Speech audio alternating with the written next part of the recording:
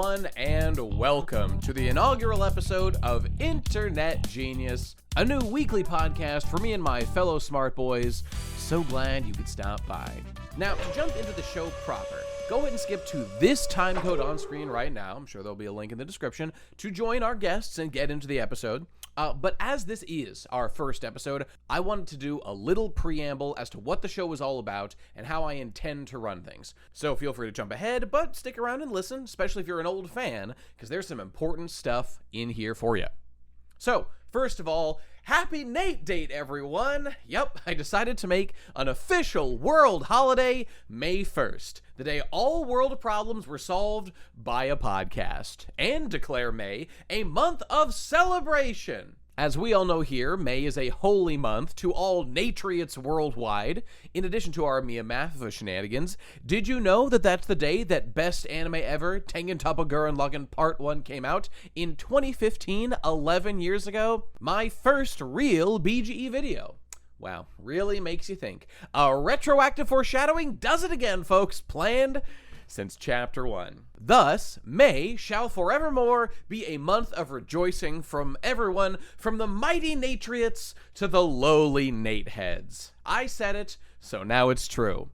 Fun fact, May is also Mental Health Awareness Month. Nateheads, no doubt, are well aware of this fact, but it's also Asian Pacific Islander Awareness Month, too. So as the Shiroi Samurai himself, with my true and honest Japanese blood, we have never felt more seen, fellow Natriots. Now, on to proper business. So, about our little show here. I'm sure out there are those that have been listening to me bloviate for the past few years, and amongst the garble I have said that I've been begging the universe to deliver unto me a podcast to be a contributor on. You know, I've got some skills here, I'd like to put them to use. You know, I've been manifesting it, I've got my vision board out, but it just ain't here.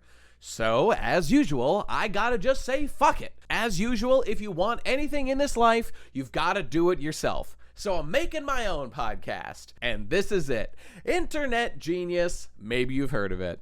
And if you don't like it, don't blame me, blame the universe. Gamerzone bros, I know you're shedding a single tear right now in recognition of what's being lost, but no, Gamerzone is being reborn like a phoenix, combined and rolled into new energy with our boy here, Internet Genius. So the spirit lives on. Now, as many of you know, I used to do a weekly podcast with my fellow YouTubesmen, the PCP, the Procrastinators Podcast. So for those wondering about it, is this more PCP? PCP 2? Perhaps this is what you're imagining? Woo! Hey guys, I'm back with the milk and cigarettes. Okay, let's start the podcast. Guys?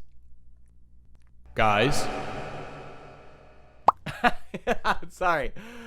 I had to do it. But no, I'm afraid not. The PCP was a show that came and went. People moved on. That's life. It happens. What are you going to do? And I wish everybody the best. This, however, Internet Genius, is a new show that I'm running as the host, how I want to do it. Because I really do miss doing a show like this, where I can talk to different people. Yeah, it was fun, and if I may say so, I wasn't too shabby at it. So we are bringing weekly podcasts so freaking back, boys, and I hope I'll be able to reach out to friends, collaborators, new YouTube and internet people I've taken an interest in over the years, and let me tell you, there's quite an extensive list there, so, you know, everybody I know and want to have on. So that's the plan. And I hope everybody that enjoys the stuff I do comes by and says, "What's up?" Classic stuff, right?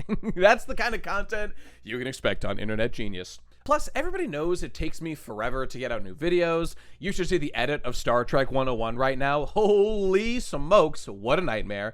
And yeah, I can get lazy, true, it's true. But I'm also busy with lots of other life stuff, and the heavily edited video format takes forever for me to finish as a one-man army, and because I'm a hyper-artistic edit cell, so I'm giving myself a format, just like I did in the past with Mia Mathiva, Weagawa, etc., that will enable me to make stuff and connect with you guys. You know, I miss having more community activity going on, so I'm going to start building it again right now, consarn it. But to be clear, everybody, this in no way means I'm going to stop making videos on Best Guy Ever. This right here is a separate business venture, so have no fears. This is just something I want to do in addition to my main channel videos. And on that note, so to my beloved Talking Pirate stream viewers, I do want to say this. I'm a busy guy with a lot going on, and it's already a joke that I'm even worse than Oda with my release schedule. And so I think it probably is true that I will end up using some of those available hours for this show instead. So I don't plan to end Talking Pirates whatsoever, my One Piece talking show. It's a great outlet for my One Piece obsession. But I think I probably will end up doing more combined episodes every couple of weeks, maybe once a month. I'll keep you posted. And all this is to say, basically nothing will change from how I'm doing it right now, except people will hopefully be less disappointed with me not doing one stream every chapter, because we've made that a feature, not a bug. And you know, people have been complaining for years that I do too much One Piece stuff on YouTube. It's like all people see from me now, which is not an unfair criticism, because I do produce more Talking Pirates episodes than anything else. So that's another reason that I want to switch things up a little bit. And I hope you guys, the Talking Pirates guys, will come and listen to Internet Genius, where I'm sure One Piece will be discussed plenty, because it's still me, baby. And despite everything, it's still me. I've only got so many hours in the day, and I've got to spend them wisely, so I'm going to make some choices here and see how it all shakes out. Stay tuned. And speaking of smart choices, we've got a fresh Internet Genius Patreon up and running right now. And here's my pitch for why you should become an investor and give us $5 a month, or more if you feel like it.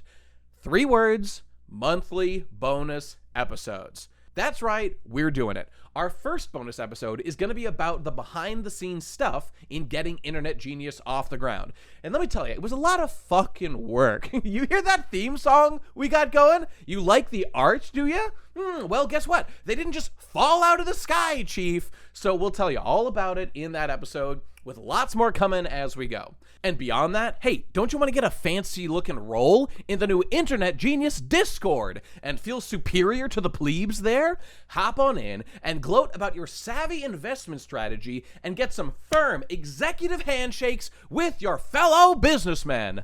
I'll be there. Let's get in there and start yapping about stuff. The show, whatever else is going, entertainment stuff, you know, just follow the rules or you'll die. Now, I do still have my Best Guy Ever Patreon for my main YouTube channel. I'll still be working on, of course, because that's a separate business venture. And the thing about that is, I'm extremely grateful to anyone that's ever given me 1 red cent on there. So I would like to do the following.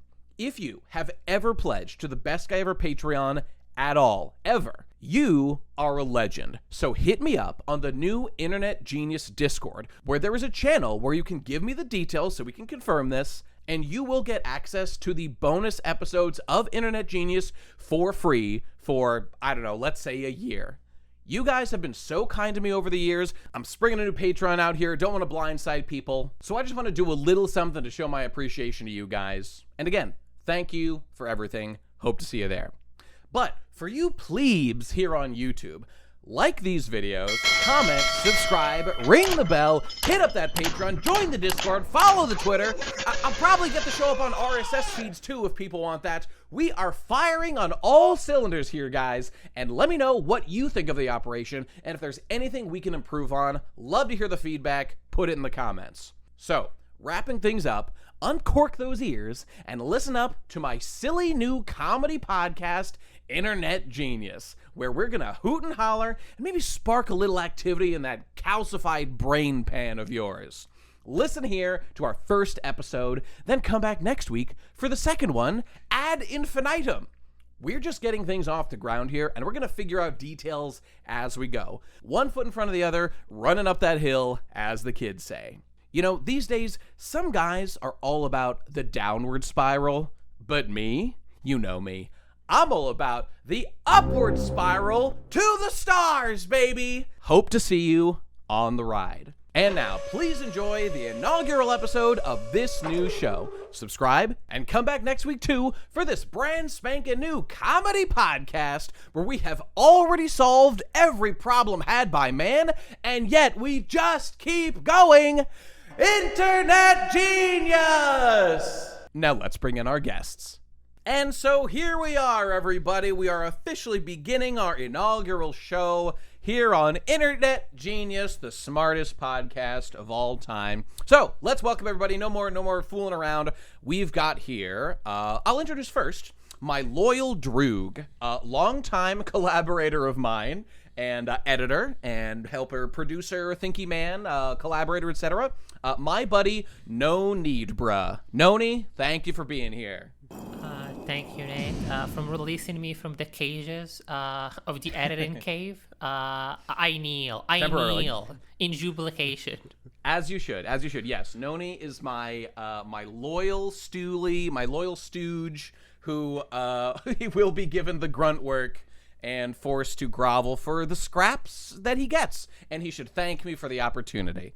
That's the dynamic we hope to establish here right away. Although, Noni, by being on this podcast, you are a certified genius. That's our premise. Everyone here is a genius. We are high IQ individuals. That's the lore. That's what's happening on the show. So there you go.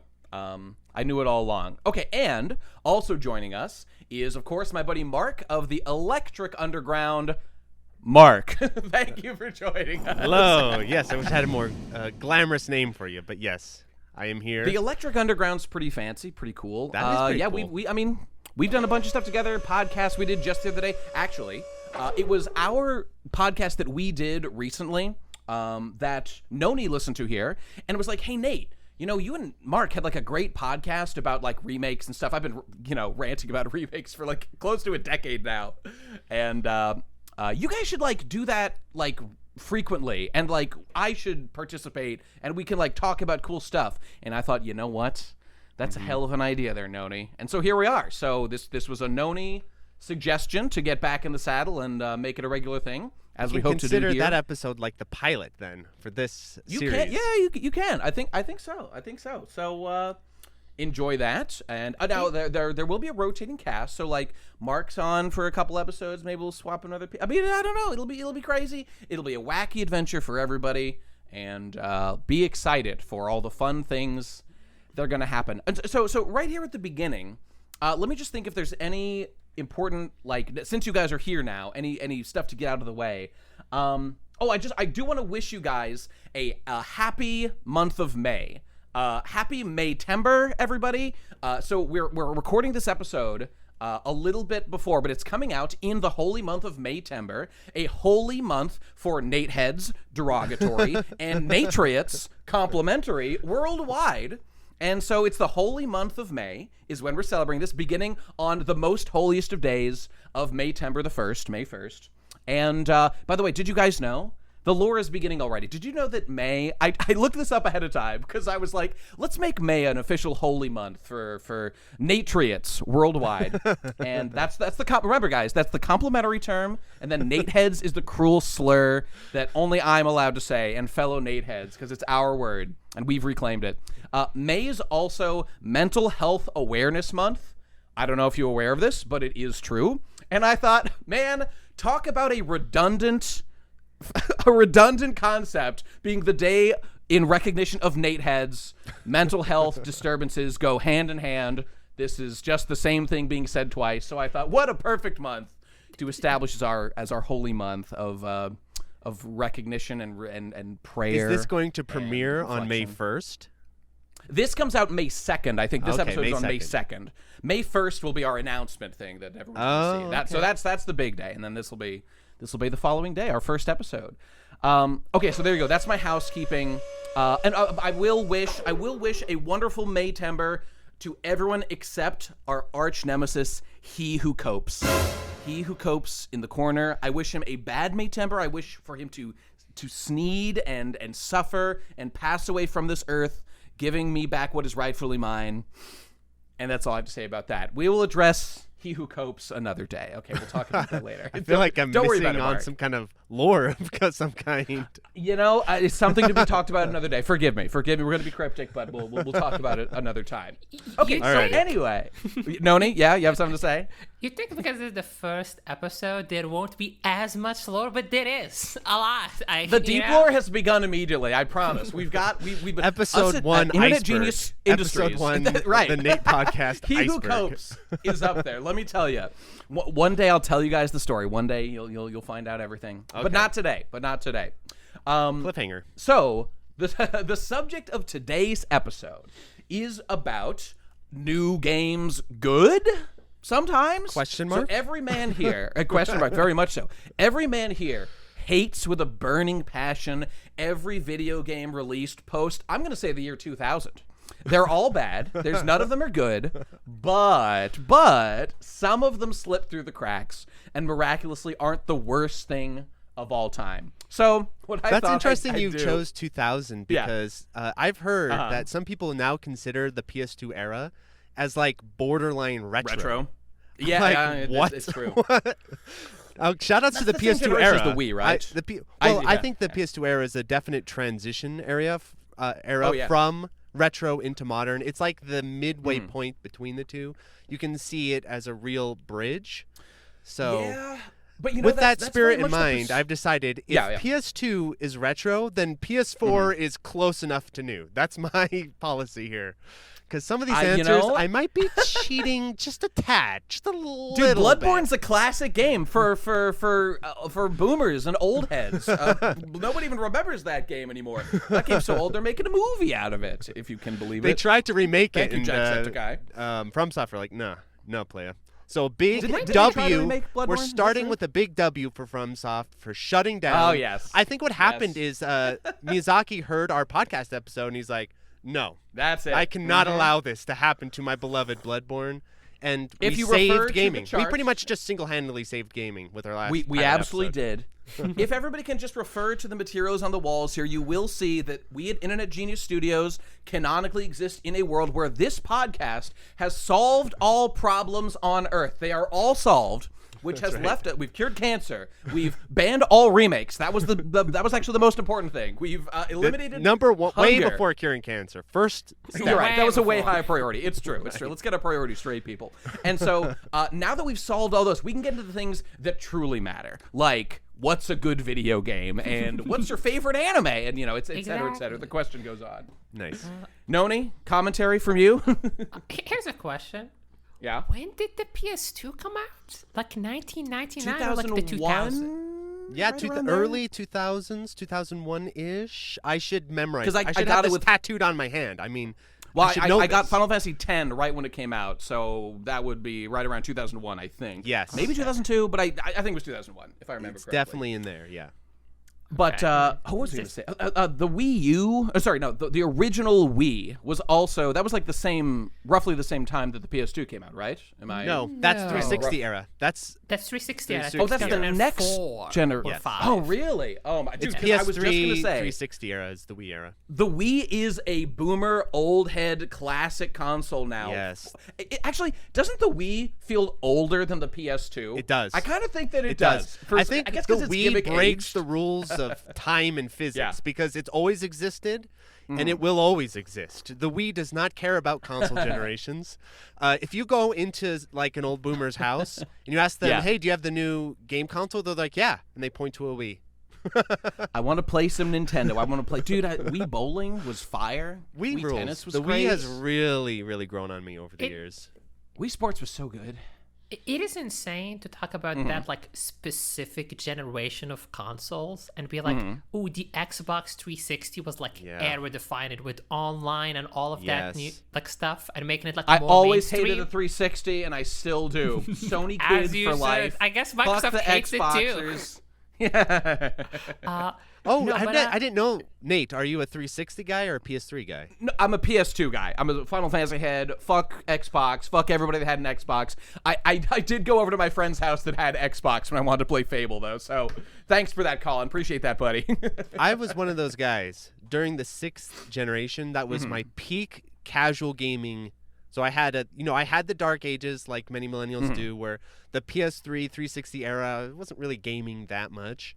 But during the PS2, Xbox, and GameCube era, I was max gamer. I had all three, baby. Console wars, I am the console lord. I had all three. So when you come over to my house, it's like, oh, you have Halo? I got Halo. Dude. You got whatever PS2 game? I got the PS2 game. You want to play GameCube? I got you covered. All three. I dreamed of being that kid, man. I was not. But that was the only generation I did that with. I didn't do that with any other generation. Well, except it's afterward, unsustainable. Later on. You can't keep that going on for a life. I do not have a PS5. I know you do, Mark. You've offered to let me borrow it to play some stuff. It just sits here. I have not played it since then? Not in a year. It just sits here. I haven't not played in it since year. VF5. Because there's 0 games. There's nothing. Games. There is absolutely nothing. Oh, I only played it to play the shitty Demon Souls remake to critique it. Right, yeah. So whenever that was, which is almost a year ago now, that was like 2-3 years ago. It was the last time I played my PS5, and it just sits here. Wow. And what's ironic is I've actually played my PS4, but not my PS5. Dude, yeah. I play my Switch like all the time, and I kind of ignore my other consoles. Well, I guess I don't play it that much, but I do play it a lot. Dude, I've got this system at my house now where I've rigged up I've got these really long HDMI connector cables. Yes. And I've got several TVs within cable distance from my computer. So now, anywhere I want, including my living room TV, which is a gigantic 70-inch screen or something, I can just hook up my whatever computer game I want to play, and I have remote controls, and I've got really long cords to play with a controller and stuff. I can play anything I want on any of my screens, and it's totally sick. And I've become a god of my domain, and nice. Mostly playing things like Slay the Spire, because that's the roguelites that I enjoy. Are you playing Slay the Spire 2? Because that just came out. That's what I meant to say, yes. I used to play Slay the Spire 1 on my Switch. Now I've got Slay the Spire 2 on PC. And I did buy it. I actually bought it for once because I wanted updates and not to have to, do my sneaky bullshit of getting pirated updates for that game. And I played the original and loved Slay the Spire 1 so much. I figured I might as well. And you know what? Let me just say, so this leads into our subject for today, which is, I was going to start with another game, but let's just get into this one right now. Our subject today is new games that are good, and it's I just asked everybody to pick some games from recent years. I didn't give a time frame, but relatively new games. Thank God. He left a like. loophole. Right. I bet you had to go back a ways. There was a loophole, and I exploited it. Let me tell you. Well, I'm excited to see what you have to say. But everything came out after the 2000, my exact age. Yeah, holy shit. I can't believe how young you are, how old and decrepit I am. When you guys are like, oh, I owned the PS2, that was my era, I'm like, I was 4 years old when that was happening. One, I guess, when we were doing that. We are hitting the retirement home of internet online content creators for gaming. Because this is our last gasp. The Gen X guys are bouncing. They're disappearing. Yeah, they're evaporating retiring from YouTube. So now we are the old ass people, the millennials, and we're like, oh, we played the 64, and Gen Z are like, what's a 64, dude? They have no idea. You mean the GameCube? You mean the GameCube? No, there was something before the GameCube called an N64. Dude, I mean, Mario 64 is thought of as archaic technology from a lost era. And to what's any crazy of the kids is today. I think a lot of Gen Z guys played Mario 64 on the Wii, not on That's the N64. right. Because the Wii Virtual Console, another reason why I like it, is actually pretty impressive in terms of the library. It wasn't perfect in terms of the emulation, but for Nintendo, pretty impressive. So, yeah. I played Mario 64 on the DS version where you can play as four different characters. That wasn't the first time. That was the first time I really played the game extensely. Yes, that was my first That's a wild immersion. version. The DS version Mario was great. 64 I loved it. is so different. It's like a it's a whole different ball game. Remake, not a remake, but it's like a I don't even know what to call it. It's like a lateral move with lots of changes. The controls are completely different. The characters are completely different. It added all this different stuff. Added battle mode and it was a whole beast, dude. It was a completely different game from the N64 version. Holy shit! These kids listening right now are like, enough with the unk slop, Exactly. old man. But Get isn't to the- this yes, an Noni's saying isn't it. this Unk Slop like podcast? Isn't that like This is the Unk Slop I podcast. am That's not very an true. unk. I shall never be an unk. One day it you're happens gonna be to just us all? like us, Noni. The Unk Old, power out comes of for you. touch, Yeah. dead inside and out. Yeah. I've played Mario 64, but it was not on a DS or a port. It was the PC mod. That's cool. The one that you just Okay. get That's an cool. The executable. PC And it- recomp. Yeah, shout out to Yes. the Oh yeah. Yeah, right. that's how I Did play it. Nintendo did Nintendo break down your door and assassinate you the second you installed it? A good luck reaching me. Godspeed to them. Oh, we should mention. So Noni is a mystery brown man, self-described, from undisclosed location, phoning in from an underground bunker that shall never be exposed The only to the light person of who day. is safe from Nintendo then. The only person. Basically, it's true. It's true. So he's phoning in, pray that the phone lines don't get cut because there's no hope for him otherwise. Yeah, I'm glad was we've so opened up adamant. recomps because that's going to be one of my points. So Oh yeah. Yes. I also Okay, have like. okay. I'm going to yes. count it. I'm going to count a Yes. recomp as one of Okay, the I choices. feel underprepared now. Mine are gonna be like obvious and lame. But okay. So we're gonna go round robin. Let's start with some the main subject. Okay, so I'll just say it now because we mentioned it before. I am gonna whip out. This is the lowest brow, most cringe choice. But I will just say what I already said. Slay the Spire 2 and Slay the Spire 1 too. I was introduced to Slay the Spire 1 when I got together with my buddies. Actually, if you recall, Kingdom Hearts 102 featured a bunch of my friends from real life that I went to college with. And for any Natriots out there and the lowly Nate heads, my buddy Rich. Oh, and I should say just right now, Rich and John, who are both there, they made a game called Seedborne Soldiers, baby. Boo, boo, boo, boo, boo, boo. And you should all go play it and buy it right now. I'm going to link it. I'm going to be plugging Seedborne Soldiers every fucking episode of the show until every motherfucker out there goes and buys my friend's game, which is fun, and I demand you play it. And you should play Terra and go for an Earth build. It's broken as fuck and would highly recommend. So go pay the like $6 or whatever and buy my friend's game. They were in Kingdom Hearts 102. It was totally cool. Okay, anyway. Seedborne Soldiers, people, available now on Steam. Go play it. I was saying that, so Rich, like years ago, turned me on to Slay the Spire 1. And we played a couple of runs. I didn't get it, obviously.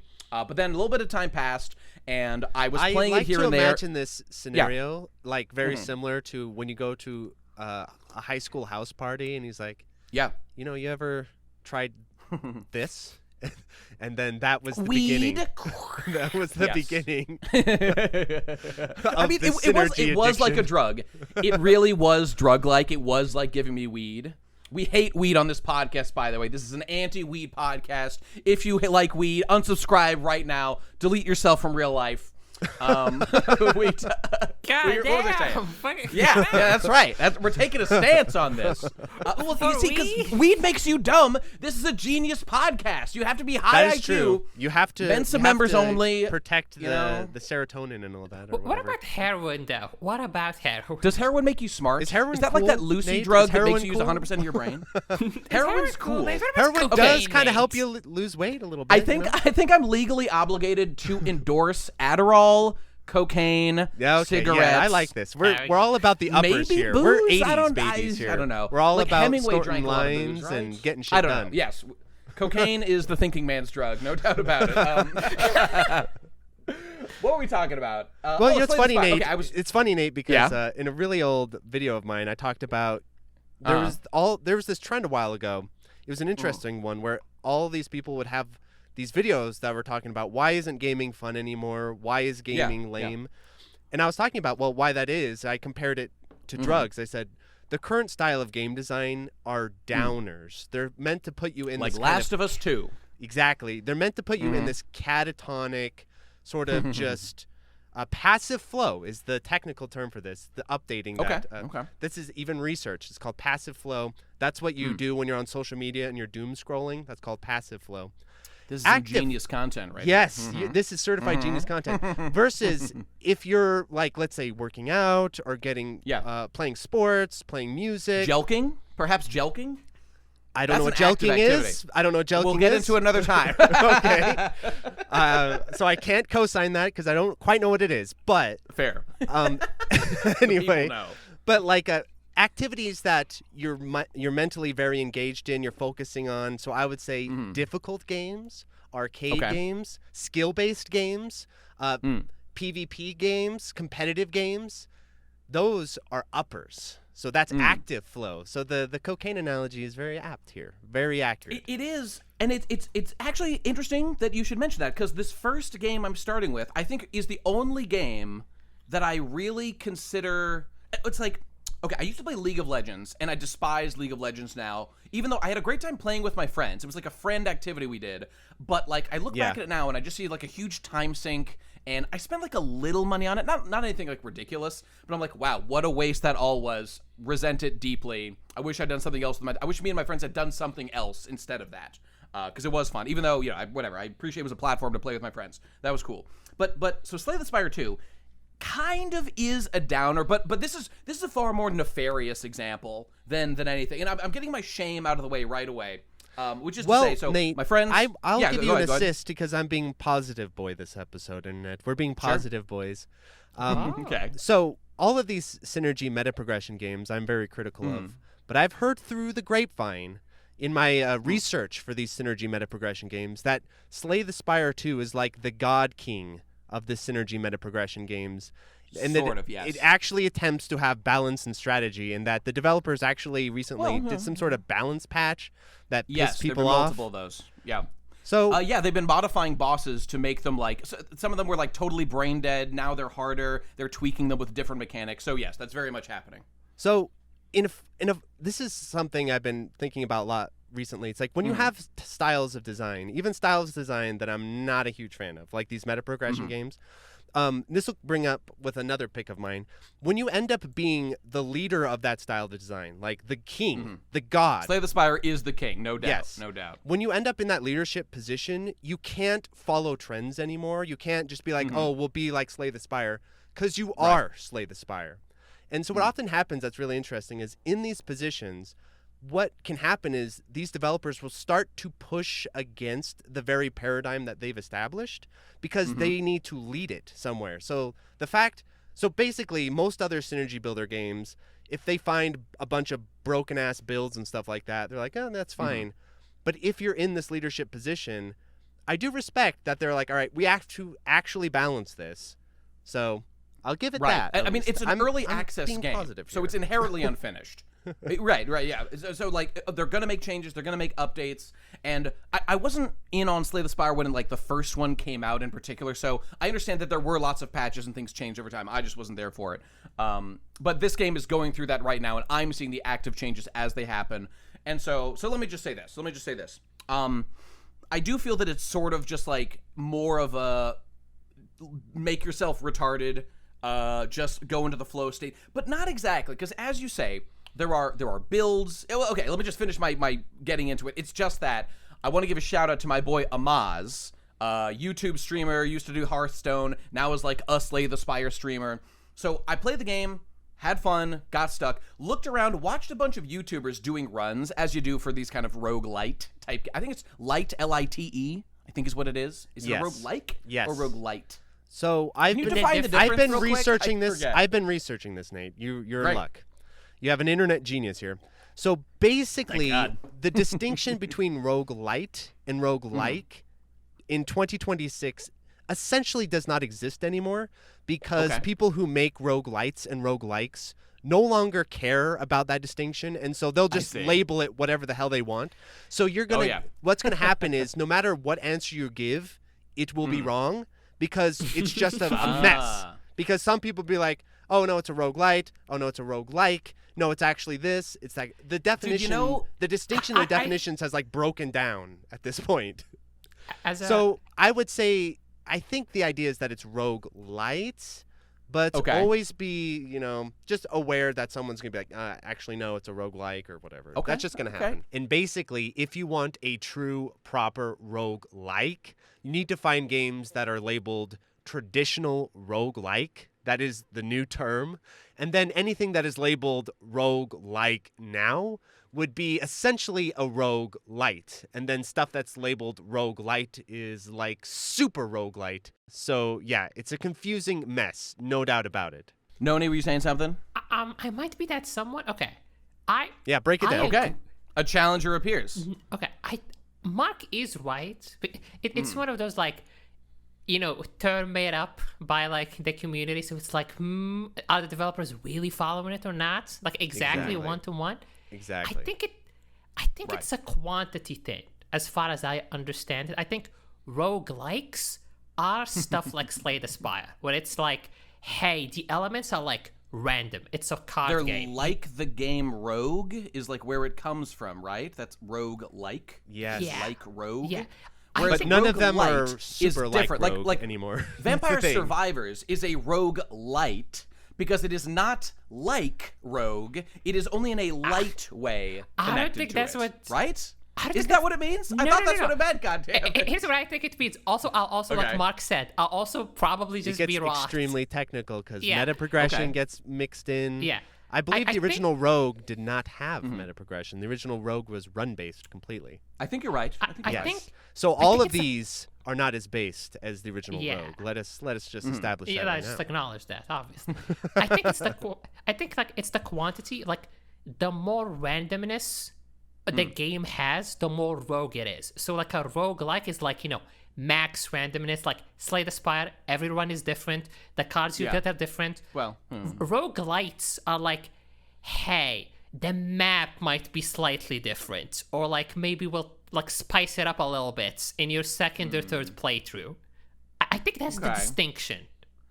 if you say so, this came up, and I was looking into the definition because the Seedborne Soldiers game made by my buddies at Wobble Hat Studios, Rich and John, they so I made the trailer for them. I edited it for fun because I wanted to. It was fun, and so it's fun. Go watch my silly edits and stuff.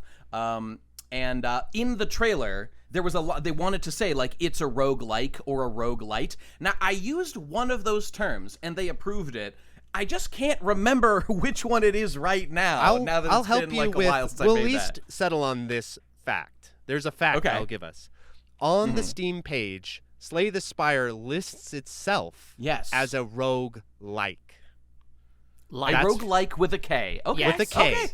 That's Yeah. what it lists That itself question as. settled. So we'll just do that. It's a rogue-like Okay, it's a roguelike. according to Got it. Slay the Spire developers. It's like Rogue. So I would. You've known it. Yeah. Go ahead. I think Rogue is just the name that stuck. I think Yeah. the Rogue part of the name is just how random it is, I guess. I thought it had a real. Can you Rogue clarify is that, a Mark, real. since you've been Rogue doing is research? a real game. Yes, Rogue is a It real refers Yeah, to a Rogue is- real yeah, Rogue is specific a game. real- PC Yeah. game that had that was run based, and so Yes. Rogue likes should be run based with RNG. That's kind of the idea. Yeah. But then it gets really technical and complicated after that. So because then it's like how much meta progression does it have? How much like Noni said, how much randomization does it have? Yeah. And then there's like conferences or something where people are trying to decide what the definition Right. is and stuff. So Dude, it's like the ancient let's just debate go with about what the developer Metroidvanias. says, and the developer says it's a roguelike. Yes. Yeah. Okay, there is a little thing because again, to Mark's point about like it's all a little bit. I played a game called it's called like Crown's Gambit, and for all intents and purposes, it's like single player, story focused. Like just making choices. But when you play it, like some of the events you might encounter on the map are like a little bit different. Like some NPCs you meet here, if you choose this, some NPCs you don't. So the Steam listed as a roguelite, which is Yes. yeah. I guess. Dude, okay. wait, I'm losing All right. track. I think I've What got it. makes I, it th- light? I think I've got it. I think I've got it, Nate. Okay. All right. Okay. I think I've got it. It just as a very basic definition here. Roguelikes are games that are built from the ground up to be like Rogue. Okay. Roguelite is when you take a game that's not like Rogue, like Vampire Survivors, and you Yes, just add in Rogue type of meta progression elements into it. I think that's the distinction. That's very simple to get a hold of. So basically, you can turn anything into a roguelite. You could take a beat 'em up, and turn that into a roguelite. Make it into runs somehow. Now it's a roguelite. Yes, with meta progression and randomization and all of that stuff. But again, if you want an actual roguelike, then you need to find games with the tag traditional roguelike. So but it does kind of ultimately come down to roguelikes are going to fundamentally be similar to Rogue and are like built around it from the ground up. It seems, right? Is that right? Oh no. That's what he just said, right? Am I crazy? I just opened the Vampire Survivors Steam page to just look at what they say. I'm sorry to tell you. Yeah, but Vampire Survivors. What do they say? What do they say? They probably say roguelike. They say roguelite, but next to that they say action roguelike. Exactly. What the fuck? This is exactly what I was saying at the beginning, There has to Nate. be a separation. That's what I was saying. No, because what they're doing is they just want to have maximum marketing. So they'll throw they put bullet hell in here. And let me tell you, I made an entire video about it. This is not bullet hell. This is not bullet hell. No? Okay. Don't get me started. You're the expert. You would know. Do not get me me started on this. It is not bullet hell. On that. Okay, I'm going to put the developers into bullet hell if they keep this one up. That's for sure. Goddamn right. But see, there you go. So you've got roguelike, you've got roguelites listed on the same games. I feel like I trust Slay the Spire a little bit more than Vampire Survivors here. So I trust them very much. Yeah. Let's go with roguelike. Okay, roguelike. Okay, all that is to say, I like the game, and it's fun to play. Okay, no, I was just saying I couldn't get into it. I did play a bunch of runs, whatever. I was just going to say that I then started watching streamers do it, and the problem with most streamers that do these like run-based games is that they're autistic men that really care about min-maxing like all the time. That fucking sucks. It's horrific. It's a nightmare. Like, just for example, there's this guy, Life Coach, and a lot of these guys like stream and then they make videos on YouTube about it, whatever. I haven't even watched the guy, but I just know that his reputation is that he takes forever, but he'll get like 100 run win streaks. So like it works, but it's boring as fuck. And I watched a bunch of other people. I'm not even gonna name anybody else. I didn't even watch him, so it's not a real criticism of him. Other people I did watch, and they sucked ass, and I could not care less. However, one man rose above the fray and is my hero in Slay the Spire, and his name is Amaz. And I love Amaz. He's this lovely Chinese boy who's very funny and says a lot of silly Chinese words I can't understand, but he's hilarious. And the most important thing is he just fucking sprints. He goes. He does not let it stop him. He just makes the build. Click, random, click and clack. He's just going, speeding. Click it. I'm doing the build. Okay, I'm changing. I'm pivoting. I'm making a new build. It's the best way to consume it because it's all about like getting lots of runs done, and you learn through the failures and the successes. And so, Amaz, you're my Slay the Spire hero, buddy. I love you. Keep up the great work. I've been loving the Slay the Spire 2 stuff. And so it's great. So all that is to say, love Amaz. Shout out to Amaz. All that is to say, I have been playing runs of Slay the Spire 2, and while it is sort of like you a little bit shut your brain off and just let it wash over you, and you're like, okay, I'm playing silent, I'm doing a discard build, I've got Sly, oh my god, like all my cards just play themselves. It does sort of follow one of those patterns. You do need to have your brain on, especially at the beginning of a run, and like decide the direction, make resource choices, cut things that you don't want. You're definitely thinking. You're not sitting there brain dead. Sometimes I might feel that way a little bit, but the game is great. Have either of you played Slay the Spire at all? I should have asked. Nate, this is a style of gaming that it would be extremely hard to get me to play these games. It's like I imagine the so, complete I don't normally play of my them, taste. So yeah. I'm trying to be a positive boy and respect it intellectually, but no, I do not play these types of games. That's right. Oh, baby. Well, save the negativity for next episode. We'll have plenty of stuff to talk about when we get there. Noni, you haven't played it, have you? I've played it like today because of this podcast. Okay. I got. Look at you doing your homework. I'm so proud. I got Slay the Spire like a week or two ago. Like as a birthday gift from a friend. Cool. Didn't launch it, didn't use it. Oh wait, one or two? I played it. I got two. Okay. Yeah. I played it specifically for this. Mm-hmm. It's fun. it's cool. I finished a couple of runs, sat there for like I think 2 hours or 3. Just finished a couple of runs. Like, damn, this is neat. Yeah. I hate games without a goal. I hate games that I'm like, man. Okay, I hear you. Noni and me we're forming a crew right now. Yes, I agree. I'm assembling a team of idiots who don't get why this game is good. No, okay. I get you. I totally understand, and normally I feel the exact same way. It's rare that I crack open my heart and let this get in. And I will just say, in not even defense, but just in explanation, this is the kind of game you don't have the to more explain you play, yourself to us, the more Nate. you get out of it. You can do right? your thing. You can play Slay the Spire too. It's okay. We accept the people in the comments we will accept you eat for your who you hearts. He'll tear you limb from limb for this take. But look, again, what would I say before? I said I was doing runs, wasn't even that into it. I was right where Noni is right now, like when I first started. It was when I started watching streams, and I got into it, and I got looped in, and I was like, holy shit, it actually feels so good to do a bunch of runs and pull off like a sick deck. I'm not particularly good. I'm honestly pretty bad at video games generally, but I have persistence. And this isn't the game that's like an action, like a character action game, like my beloved Kingdom Hearts 2 or whatever, that you just like get good and then you can just dab on all the enemies forever. This is a very different kind of skill. I'm just saying, it's really satisfying. My brother, like Ben, was telling me about Mugenics. Like, there's lots of games like that that are like similar to that way. You just immerse, you learn the mechanics, you feel good, blah, blah, blah. This is one of them. I mean, obviously, that's like video games in general.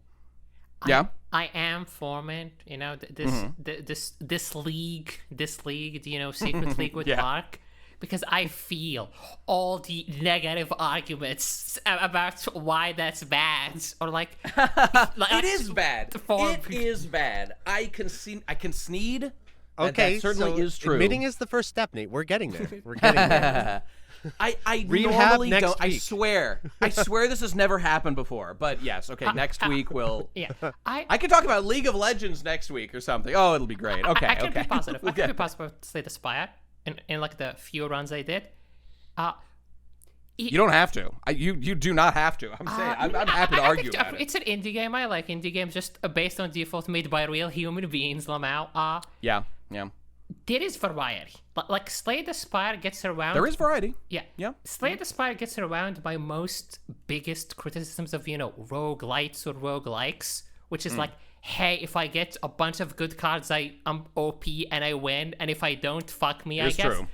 There is a lot of just varied like strategies and cards that I'm like, I've so far in like the 4 runs or so I did, never felt like stuck. Even when I'm like, ooh, I'm not as powerful as when I was playing like it can another happen, guy. but yeah. Hadn't happened to me, thankfully. Well, okay. Look, we've been talking for a bunch about this. We'll get on some other games. Let me just make one last point, which is a little bit of a tangent, but I tweeted about this the other day. I just want to let the world know. So, look, I'm something of a... Nate, I am reading through the comments on Slay the Spire 2 in the Steam reviews, and there's a bunch of people mad that it's like hard and stuff like that, so... Eat shit and die, I appreciate commenters! that. I appreciate that, though. You know what's funny is whenever I see a game on Steam and has a bunch of negative reviews, then I go through and read it, and all the negative reviews are like, it's too hard, or it made me make choices. I'm like, oh, this might be a real game. It made me make choices. It made me think. It made me actually have to like try. Yeah. Well, you'd be shocked Obviously, at like we how intellectuals. blatant some of these things are. But I mean, yeah, whenever I this see is that just on like- Steam or in like reviews, I'm like, this might be a real game, like the real game detected. Right. This is a. I promise, this is a real game. You can. I mean, it's like a card game. Like, people are making the cards. There's humans back, Mega Critter. But I actually don't know like anything about the studio or the people. It's an indie game, but these guys just like made something really cool. Everybody loved it. They're making like an updated, more polished, fixing some of like the broken mechanics from the first. Like Wraith Form was way too fucking good in the first game. Got to get rid of that shit. Blah blah blah. But a bunch of other ones too. So good things are happening. Okay, so let me just say one. And sorry about people making it being mad. I do think there's like a little bit of like light controversy, maybe just criticism that like, as you said before, they're making the bosses way harder. The bosses are brain dead easy, or they were at the very release of the game when I started playing, which was like day 1 when it came out because I love Slay the Spire. And now they're making like what's it called? Like the doorkeeper, the guy that like comes through the door. You guys don't know probably, but well, maybe Noni knows. But the door guy, he had like no mechanic. Now he's got like a busted ass mechanic that like deletes your cards, things cost extra energy, et cetera, et cetera. A bunch of stuff's going on. Yeah, okay, so you did find it. Okay. Actually, specifically that, I think like I Googled it because like I didn't Google it because it was like because he had the infinite symbol. It was just a glitch for me. It had the infinite symbol. I'm like, what is happening? That's here? his first turn. Yeah. But it just didn't move on from that, so I had to reload. It actually glitched on you, really? Yeah. So like, Mega crit, buddy, pack it up. Give this man a refund. I was like, am I missing something? No, but the thing is, I looked him up, and actually, the first Reddit thread I found was people complaining about like, damn, they removed a lot of infinites from the game. Now to make a really good deck, you need to wait until you beat one of the bosses. Yeah. Dude, I can't even stack focus with defects anymore. Yes, I literally saw people commenting about that shit. Yeah. I saw that. It's so funny because like in arcade design, right? Like in a fighting game, if there's an infinite, it has to be removed. It has to be removed. It is does. considered like an absolute game design disaster that there's infinites. Yep. But with a lot of these synergy games, it's like it's not a bug. It's a feature, baby. It is a feature. You can one-shot the entire game, baby. It's like. Well, I think it really is a feature because you have to manipulate your deck to even be in a position where you might be able to do that. So, like, right then, it's like a whole different. It's not like a fighting game where the character is the same every time. They either have an infinite or they don't. This is a whole different scenario where you're building your deck and you have to trim cards and add the right cards and maybe give yourself like extra energy, like trinkets or whatever. So, whole different ball game. But okay, I'll say my last point about Slay the Spire 2 and we can move on. Okay. So, I was just going to say that there is one card that is deep in my heart and I'll tell people about it right now. So, I'm known a little bit, in some places as a bit of a Gurren Lagann guy, right? Some people know me as enjoying himself a Tengen Toppa from time to time. But I grew up in the era when Gurren Lagann core drills were everywhere, and people wore them to anime conventions. And look, there was a friend of mine, good guy, but he wore his core drill around, and that was cringe. Okay, I was cringe too, but this was his form of cringe, and even I didn't wear a core drill because it was just too nerd tacky anime guy, So, all this is to say, I find a lot of Gurren Lagann references in other things are pretty freaking cringe, are pretty, like, not good and lame, and I roll my eyes at them, even though I'm a Gurren Lagann guy. I have a statue of Kami I'm looking at right now. This channel is themed around Gurren Lagann. My entire YouTube existence is largely predicated on my love of Gurren Lagann and how it means so much to me to this day. Okay, that being said, I have a very critical eye for, like, cheap, lame references like, there's a drill in the show, it's just like Gurren Lagann, that's so cool, dude. Oh, he pointed up, he stood with his arms crossed like Simone, that's so cool, dude. No, that's not cool, that's lame, that's surface level, that's cringe.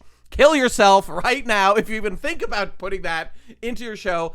It's like the Akira slide. Let's put the Akira slide and everything. It's so fun. I love making unrelated scenes have an Akira slide so that I, the animator, can jack off to how cool I am because I did a reference that everyone fucking does because we're all millennials and watched fucking Akira. Okay, forget all that. What I have to say is something extremely positive. I found a Gurren Lagann reference that is pure, uncut Kino. And it is in Slay the Spire 2. And it is, of course, I'm sure all the people who played the game already know this, and it seems cringe. It looks cringe at first, but it's not cringe, and I'm going to explain why. There's a card called, what's it called? It's called Heavenly Spear. Oh, God, I should have pulled up the tweet ahead of time. Heavenly Drill, excuse me. Heavenly Drill. Okay, this card is it's just a big drill. He's doing a big drill, and Heavenly, Tengen, like, means heaven. It's the Tengen Toppa Giga Drill Breaker, basically. So, this card is clearly a Gurren Lagann reference by the Regent. And who is the Regent? The Regent is like a space alien guy who is like extremely lazy and has his minions do his fighting for him most of the time, basically. That's like his character. He's a new character in Slay the Spire 2. He's cool. He's weird. But he's like star-themed and stuff, much like this show that we're on right now. Okay, so the point is, this card, Heavenly Drill, it's obviously just a Gurren Lagann reference. Wow, great, big whoop, who cares, right? I care because the mechanics of the card so beautifully actually capture the real spirit of Spiral Power and Gurren Lagann itself that nobody's ever done it this well. And it's that when you play the card... Oh, okay. Let me just go through my steps here. So the Regent is extremely anti-spiral coded in Gurren Lagann. Mark, I forget. Have you seen Gurren Lagann, Mark? I always forget. I've only seen the beginning of Gurren Lagann, not the whole thing. Okay, so you won't know anything I'm talking about, but that's okay. The people will know. I'll get through it quickly. It's just, the guy is extremely anti-spiral themed, aka or Lord Genome themed, but he's like a space guy. So there's lots of space stuff going on with him. That's point 1. Point 2, it's a drill. Okay, that's the initial point, obviously. Okay. Point 3. The pose that the guy's doing looks a lot to me like the final Simone drill up pose from the final battle of Tingatopa Gurren Lagann Lagann Hen, the final movie, when he goes drill versus anti-spiral in the final clash. That may or may not be intentional, but nonetheless, it's a dude using a drill. Simone only did that one time in that form, so I feel like it might be reference to that. And finally, and most crucially, the 4th or 5th point or whatever it is, the ability of the Heavenly Drill is that when you use, it's an X card, it costs X amount of energy to play, which is interesting already, but when you use 4 energy or more to play that card, the X that you use to play it is doubled. This effect references the exponential growth power of Spiral Power from Gurren Lagann. So thematically, technically, gameplay-wise, everything about this card is an actual meaningful reference to Gurren Lagann, not a shallow drill. No, it's deep. It's thematic. Somebody thought about this. It makes sense. My only wish is that the abilities, that it wasn't like ×2, that it was like exponential growth in some way, but that would be too powerful for the card and would totally break the game, so they couldn't do that. It's restrained by the mechanics. That's okay. Regardless, super Kino. Heavenly Drill's fucking awesome. All other Gurren Lagann references are bad, except this one, but it was totally Kino and I loved it. So there you go. That's my point about why Slay the Spire 2 is good. Noni, any comment on that? Am I right? So, Mark, what's your favorite game? Okay, let's go on. Mark, let's immediately begin. Your turn, Mark. Let's close buddy? This out with a review on Steam that says, after 43 hours, I would say the difficulty is too high. Probably the best to wait until the full release for some solid rebalance patch. And then at the end, it's fun to play, just too difficult, and makes the game frustrating. So indeed. I would consider that, Indeed. this is not my style of gameplay, obviously, but I do appreciate that it's annoying its fan base with its difficulty. I do appreciate that. Oh, yeah. So that's a great sign. Okay, well, thank you for that commentary, Mark. That is appreciated. So let's hear your game that I can shit on and make you feel bad for liking. What's a recent game that feel you've free. enjoyed? This one is, I wanted to give everyone a sort of surprise pick here. Sure. So feel free to shit on this game. I would not have any issue with that. So I've been thinking a lot about, with modern design, modern sensibilities, something I'm very critical of, what would be an example of taking these values and doing something with them that classic design cannot do, that I think is unique and awesome? And so I have come across this game recently. It is not new, but it's PS4-ish era, so it counts. Okay. Which is Sure. Mario Maker. Mario Maker, I think, is probably one of the best Nintendo games in very many years, and it's actually genuinely creative. But what I like about Mario Maker that sets it apart from a lot of these kind of open world, aimless types of games like Noni was talking about is that it has a goal. It has limitations. It has a focus, the structure of the levels. And in that focus and structure, you can actually express yourself. So me and my family, we've been playing Mario Maker and sending each other to just the most troll levels possible. Just insane stuff. And it's something that Nintendo would never feel comfortable putting out difficulty-wise, but they're putting out the tools that people can engage with. But it is genuinely creative in the sense that you actually have to engage with it beyond just like passive flow. This is active flow. You have to stare at a blank screen and actively think, okay, how is the level going to come together? Well, where do I want to place the Can I say, enemies? Mark, Yes. It's funny that you say it's active because my favorite levels of there are the ones where you just hold right and you auto win as a bunch of bullshit happens around you. Nate? Why? Because they look cool. Because it looks cool. I like to watch the things explode and things go crazy. I don't like to do the levels. They're too hard. I'm bad at video games. I want it to play itself. Nate. I don't know. I just enjoy it. Am I stupid? You know what I'm going to do? I'm going to make a level like that for you. Today? But then at the very end, you have to fight like 5 enemies right at the end. I mean, I do like those things too. Yeah. Okay, I'm just saying, I enjoy myself. Did you ever play the game Flower? The game Flower for like PS3 or whatever it was? Remember Flower? It sounds You just familiar. play as like the bee. It was a weird abstract game where you play as like the breeze capturing petals. There was actual gameplay in that game. Me and my buddies played in college. It was pretty keen, honestly. No, did you play it? Yeah, it's I haven't played Flower, but I've played Journey. I'm pretty sure it's by the Journey same guy. by the same people. That's right. Oh, That's okay. right. By the It's same very people. Journey-like. Okay. Yeah. So I'm just saying, the kind of like, I guess it is flow state. I'm just saying, Yep. What I like about Mario Maker is that there's not infinite, but there's tons of different ways that you can make levels, actually hard ones, or brain dead retard slop for people like me that just like to watch the colors explode. Yeah, you Holy know what shit, I am think is different stupid? about Mario Maker, though, than a lot of games What? that, you kind of choose your own experience. That's a very modern design type of thing where they just throw a bunch of stuff in there, and it's like, oh, if you want the game to be brain dead easy, you just do this and that. What I like about Mario Maker is that it is inherently a social game, and it's not what I think is cool about it isn't so much like me making my own level and then me like playing my own level and getting off on my own level. What I like about it is me like making a level for Nate and then punishing him with it and sending it to him and inflicting God knows I deserve it. and inflicting my design values on another player.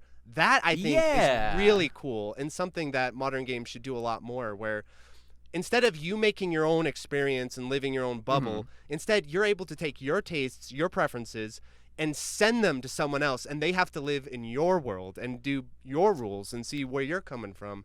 And then I got on this huge train of thought thinking about Mario Maker, and I thought, you know what would be amazing is if FromSoft made Souls Maker, and you could do all this crazy shit in Souls. And I was just sitting there like theory crafting. Okay, step 1, your bonfire is up on a ledge, and so you have to come down off the ledge, and then you can never get back up to that bonfire. Wait, Mark. And Souls then, Maker. Do you mean just the indie game industry? It's all one big Souls Maker. That's just what they make. That's the only thing they make. That's so true, Nate. But the thing they do is they make the whole like baby mode Souls. But imagine if I had Souls Maker, and I could just You'd be a cruel god to us, no doubt. Punishment. But then at the end, you're like, this is awesome. So you come off the ledge. You're down at the bottom. There's no armor. There's no. You have to do the grass from Demon Souls, so there's no elixir or anything. And then Estus, there's no Estus. And then you have to pick up the weapons as you go through the combat encounters.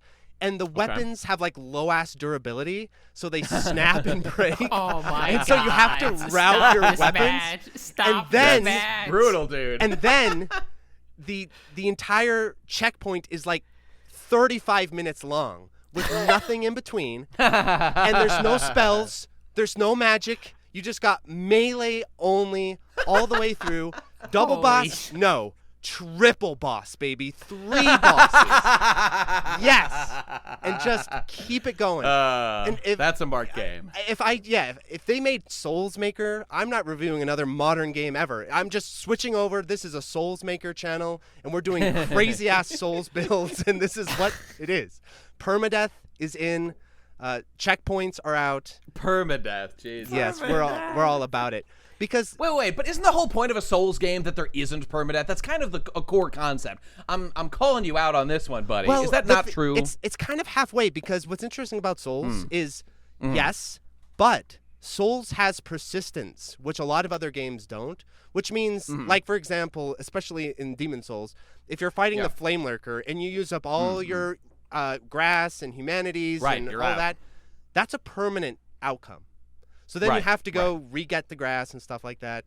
I wish it would go further with all these elements. But Souls, because of that persistent world element, the fact that like there are some lingering consequences to what you do, it's not world permadeath, tendency.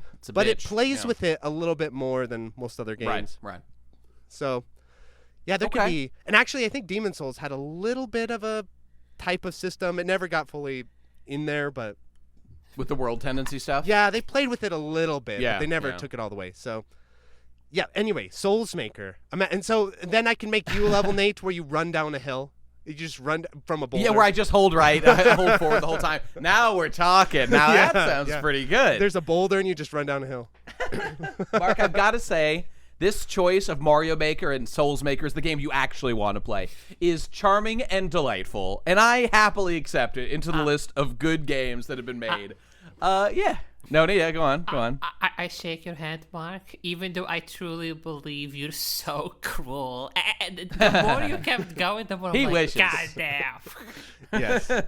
Yes. No, but you know what I like about this imagine watching Nate have to stream that. If we could force Nate to stream his experience playing that. Hey, if weapons are snapping, to do it, he's got barely any health. Anything. He's fighting 3 bosses. I mean, that is. Remember, people, this is a business.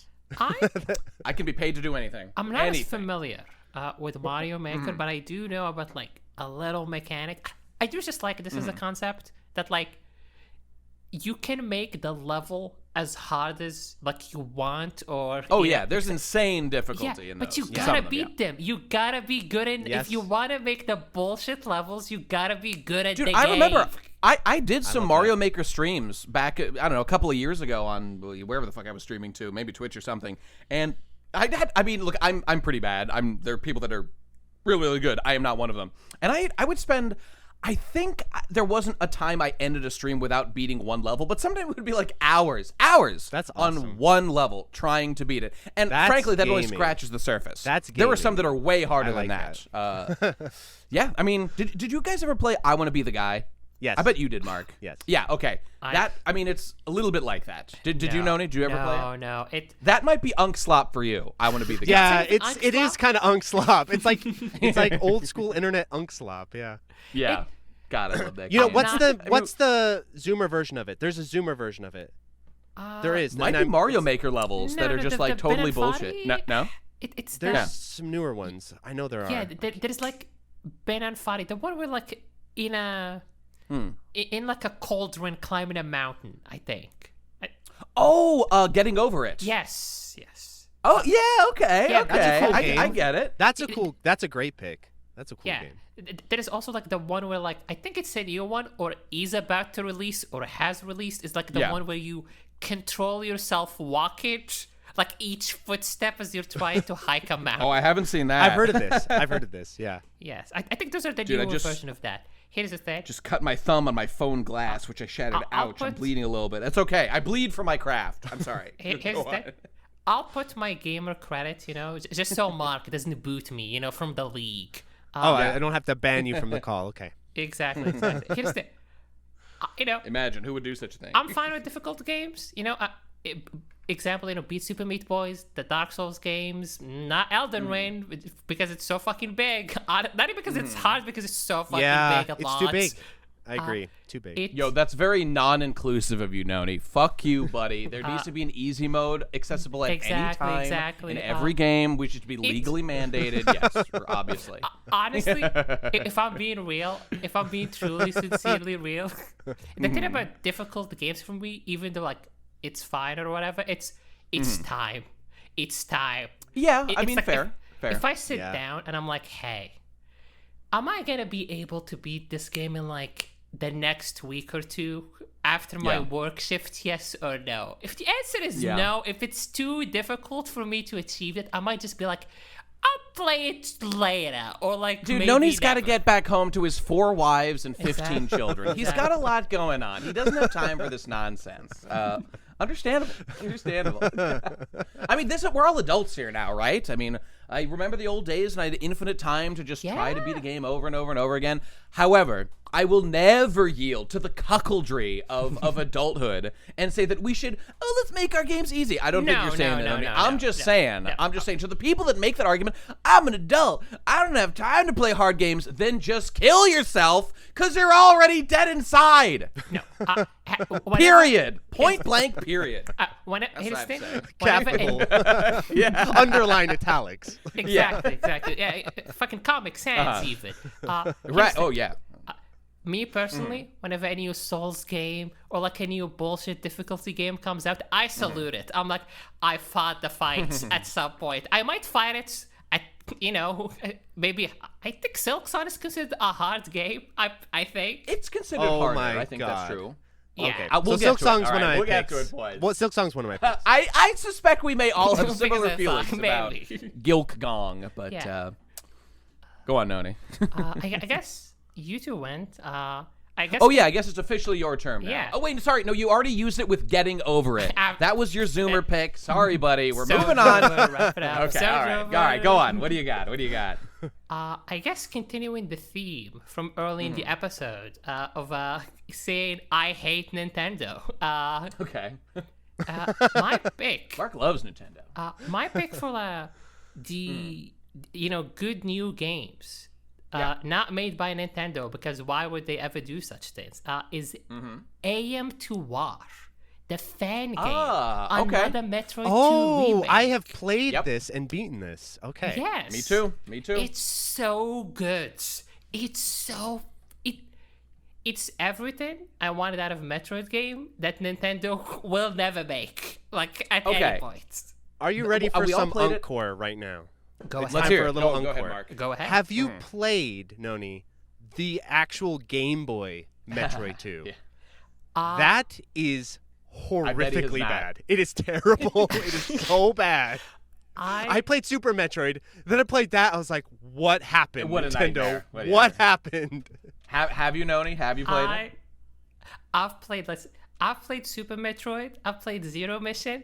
I'll say this. Okay. I've launched Metroid 2, and then I stopped playing Metroid 2. I think I did the same thing. I think I might have played it. It might have been like a Nintendo eShop, one of those things they let you play for like 2 seconds or something, and then they shut it off. It might have been like Smash Bros. Or something, when they had those. I'll be As real. a child, I had a 4-hour car ride, and I had my trusty Game Boy, and I was like, I just bought Metroid 2, and I was like, 4 hours? I mean, this is locked in. We've got I was a huge Super Metroid fan, one of my favorite games of all time. So much trust and faith in Nintendo at that point. I was like, I've got Metroid 2. I've got 4 hours. This is going to be fantastic. And it was not. No. Noni, what were you saying? AM to War is Metroid 2 with truly like quotations doing like the fucking Atlas holding up the planets. Yeah. Oh, you're right. Very true. I think it's faithful in terms of like, you fight these things, but it's more of a sequel, I think, to like Zero Mission and Super Metroid. Yes, like, definitely. Yes, it is. Definitely, Yeah. much more. Also, I'm gonna say it. I know people might bring up like the new Metroid games. I think, what is the one on the Switch? Like the one with like in a silver suit. The one on Switch. Oh, not Fusion. Dread. What am I Not Fusion. saying? Metroid Dread. Yes, Dread. Yes. Yeah, people. I haven't a played million Dread times. yet. I hear it's good. Question mark. I'll pick it up. It's just, I know it's a positive episode. I hate 3D, 2D, 0.5 just as an art style.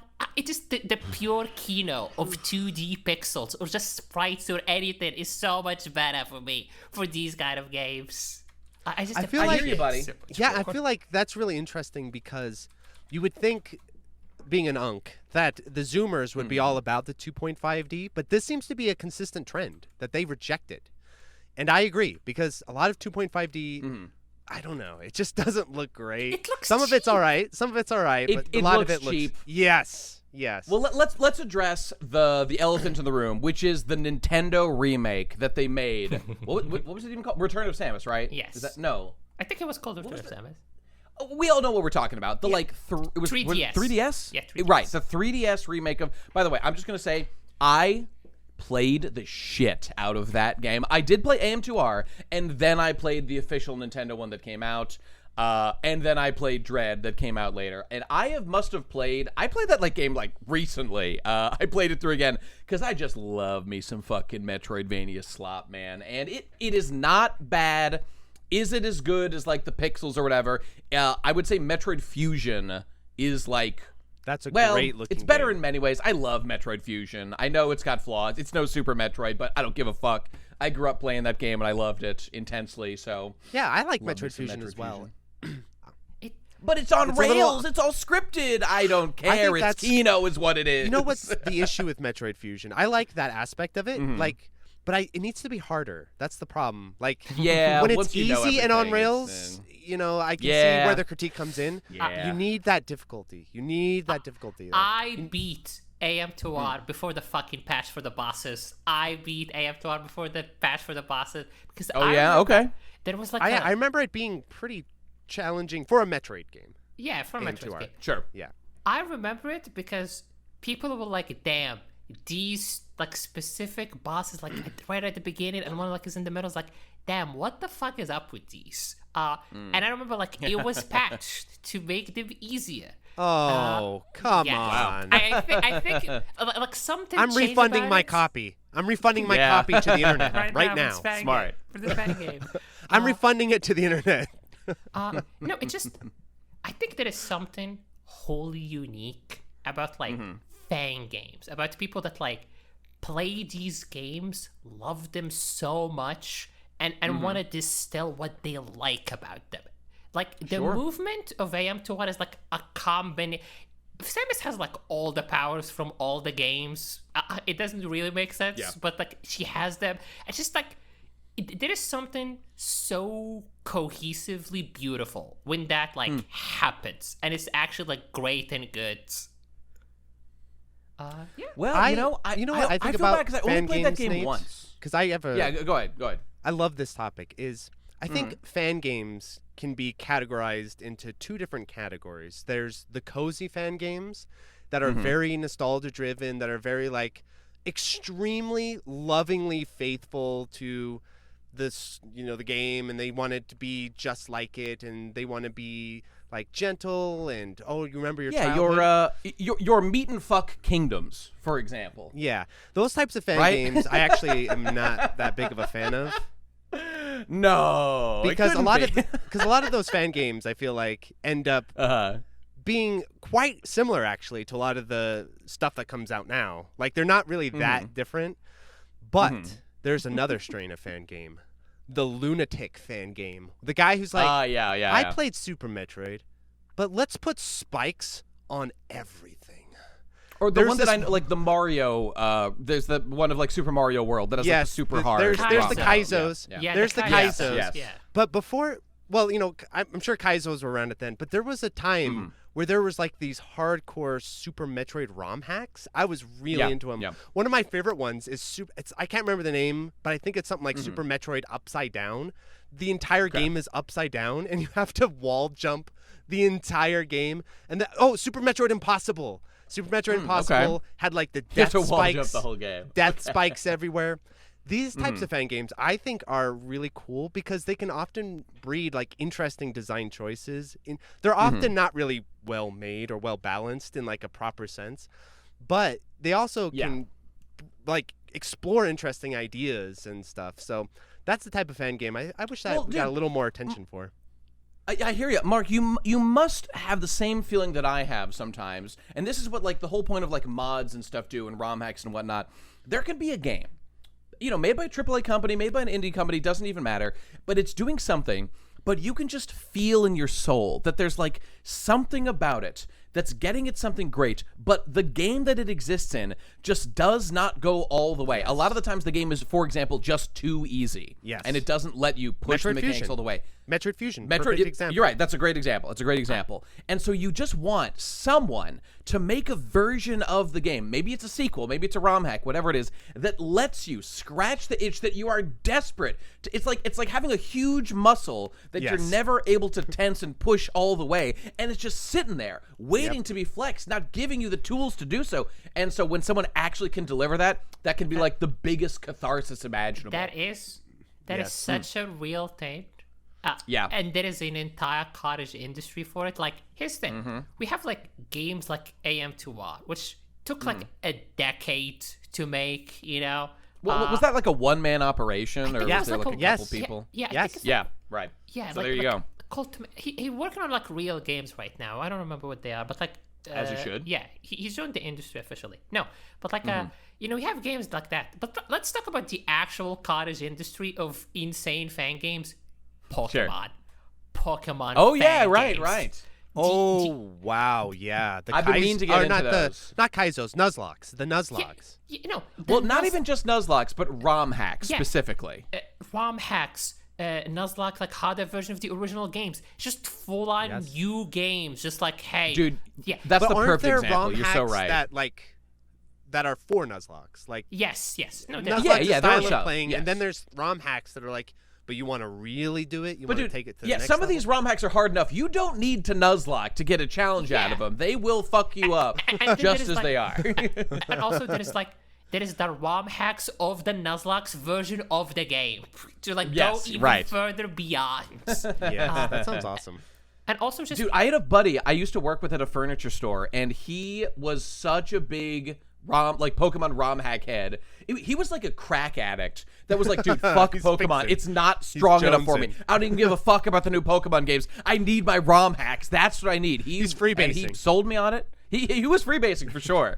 He was fentanyl up on those ROM hacks, and I hope that he survived. I don't know how he's doing today. I hope he's doing okay. I have like a... He's out on the street scratching his arm right now, being like, I need Pokemon double crystal, please. Pokemon crystal meth. Drugs, right? Makes sense. Nintendo would love that. Please. Make Pokemon crystal meth. Crystal meth. Dude, that's a great idea. Somebody write that down. The first marketed idea from Internet Genius. We're copywriting this one right now. That's right. Pokemon crystal meth. And then when you get sued by Nintendo, use at your own risk kind of thing. Correct. Well, it wasn't me. It was Mark. From him. Internet Genius LLC is based in my cave. Nintendo can never yes, that's right. In an undisclosed location in Brownistan, the homeland of Noni here. Yes. It kind of just dawned on me because I was doing a little bit of Googling, and it's like the fact that there's just like top 20 Pokemon fan games. Like I'm talking like ground up, made fully new experiences.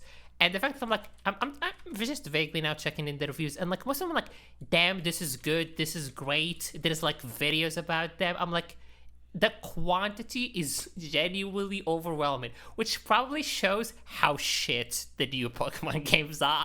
I mean, in many ways, yes. Dude, they're built to cater to, like, the mass market. Like, first of all, how old were we when we first played it? Maybe not you, Noni. 8. But me and Mark were probably, like, 10. I was, like, 9 or 10 the first time I played Pokemon, something like that. Yes. And so, like...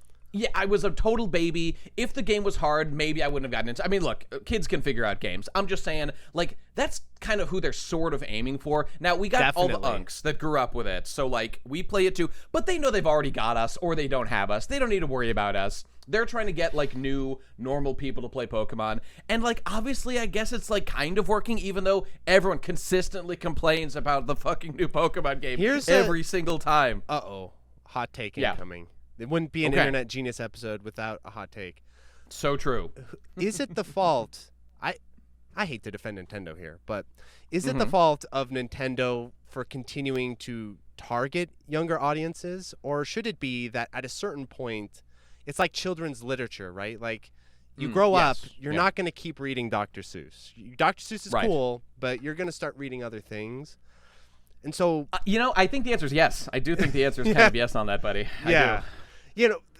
What would be sort of like the alternative? That's kind of an interesting question. Like, you grew up playing Pokemon, you're really into it. What is doing your taxes? Doing your taxes is what you should enjoy doing now. Okay. Filing your Social Security payments. I think I might have a bit of a evil perspective on this. Wait, I'm sorry. The correct answer is Factorio. You graduate to playing Factorio like a real man. That's what you do. I think, I have a little bit of a evil perspective on this because I first played Pokemon when I was 13 in a summer when I sat down and I'm like, you know what? I got this like slightly better computer and I have the entire summer. What am I gonna do? Okay, other than just like, activities or whatever. I want a game. I sat down and played one Pokemon game from every single generation. Up until I think at that point I did was like Sun and Moon or something. That's a lot. I hate to confirm it. They all peaked at black and white. That was the peak. They have never. That's what everybody says. That's what everybody too. says. That's what I've heard too. There is a noticeable dip in just quality after that. The models get worse. The game gets weirdly simpler and more tutorial-esque. There's way more dialogue, and it's just not as fun. Starting like after Black 1 and 2, it just there's like Didn't a plateau. you like the fashion bad guy from? I guess you could say. God, I guess you what could was say it? I don't even to criticize Nintendo again to get in a more comfortable place here. I guess you could say Nintendo could have done some sort of spin-off of Pokemon that like aged up with the original audience. So like, you're right. That's the thing to do. Yeah. So the original audience, we're all playing it when we're 8, and we get to the part I quit was Pokemon Ruby because I was like, bleh. I just didn't really like it. So I drifted away then too. But if they maybe have spun the series off into a sort of like, okay, there's the Pokemon brand, but here's now the more hardcore version of it, I think that could have been a great opportunity. Actually, I mean, there's Mystery Dungeon. I've heard of that, but Well, there's genre. Arceus Legends, whatever. Yeah, go on, Noni. Yeah, like a whole different genre. I think those two like occupy really. Yeah. I think it's interesting because I think there is people like Mark who might like the games are not as like involved or difficult. And I think that's like one camp of people, the Nuzlockers, the people who want like Pokemon to be like a real game. Yeah, right. But I think the camp I fall into personally is just the quality has gone down. It's just like general, like the models look bad. The game doesn't run well. The writing is atrocious. The They're just design's a small not indie as company, good. Noni. It's not their fault. You got to be nice to them. So I think it's Fucking weird Pokemon to company. see. It's weird to see like these two different camps that are like, we want more hardcore Pokemon, and the other camp's like, we want more like just like quality of life stuff. Like kind of unites in like the Fang games and the Nuzlocks and all of this. Yeah, and that really should be what happens there. I mean, there really is just like no defending the like bullshit stuff that Game Freak is doing, that they're like putting into their game. Like, you can defend cutting the Pokedex. It's like, okay, at a certain point, this burden is getting like ridiculous. I do understand, even though I don't like it. I think that should be like a priority. But like, okay, they gotta cut some Pokemon. I get it. But like, I don't know. The games just feel like unfinished, and I gave up like 2 generations ago, so I don't even know what I'm fucking talking about. This is just what everybody says, and it seems to be true, because that was why I stopped playing, because I was like, wow, this is boring, and I don't care. So, yeah. I played Sword and Shield, I guess, so I did that one. I think, honestly, like, the only sort of perspective that I found about this, that like feels like a satisfying answer, other than Game Freaks are just shit at making games, Lamau, point and left, kill them all, is Pokemon is more than the games. It's a franchise. Right. The merch. Yeah, the merch, the TV shows, the movies, the events. Like the games are like just like the core of like, hey, give us new designs, new things to. Look, you're right, Noni. You're absolutely right, and I don't mean to cut you off, but it's just that like, while you're right, like I know that the Pokemon Company, there's like a whole structure. It's split into like 3 departments or something. One's like, I think it's like the TV or whatever. One's like all the marketing or something, and then there's one that is Game Freak, which is the one that makes the actual games that everything's based on. And they always say that Game Freak itself is like a relatively small company compared to the rest, which is like the marketing juggernaut that puts Pokemon on your Popeye sandwich and all that stuff, all the things that we do. But why don't they put more money into making the game good? I mean, why can't they do that? And they say that Game Freak just doesn't want to. They like being small or something. So that's what I don't heard. think it's a money thing, at least for this case. I don't think it's a money thing because like, we have like, if we're just talking Nintendo, to give them a little bit of, leeway, we have like the Mario games, the Zelda games. We should do just like look better, more high quality. Yeah, they look good. I think it's a timing thing. I think it's because Game Freak as a studio has to adhere to marketing parameters when it comes to like, hey, we need the new game to be out like next year at this month, to launch the new season of the anime, to launch the t-shirts. Yeah. Look, you absolutely could be right about that. I would want to analyze like the timeline to see like, how long did it take to. I mean, I'll just say like Square Enix got fucking out Final Fantasy like 7, 8, 9 within like 4 years, like one of the most legendary runs of all time.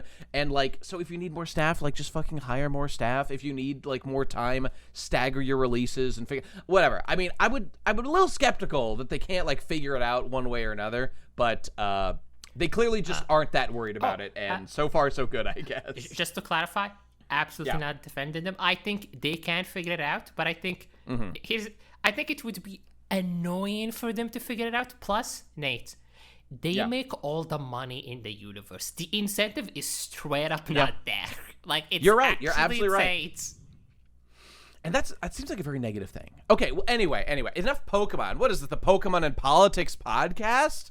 Let's move it along, shall we? So wait, were we even what was like the what was your example again, Noni? I kind of forgot. AM2R. AM2R. Oh, right, Yes. with fan games, right? Okay, all that good stuff. AM2R, All right, fan good, games, good cool. stuff. Yeah.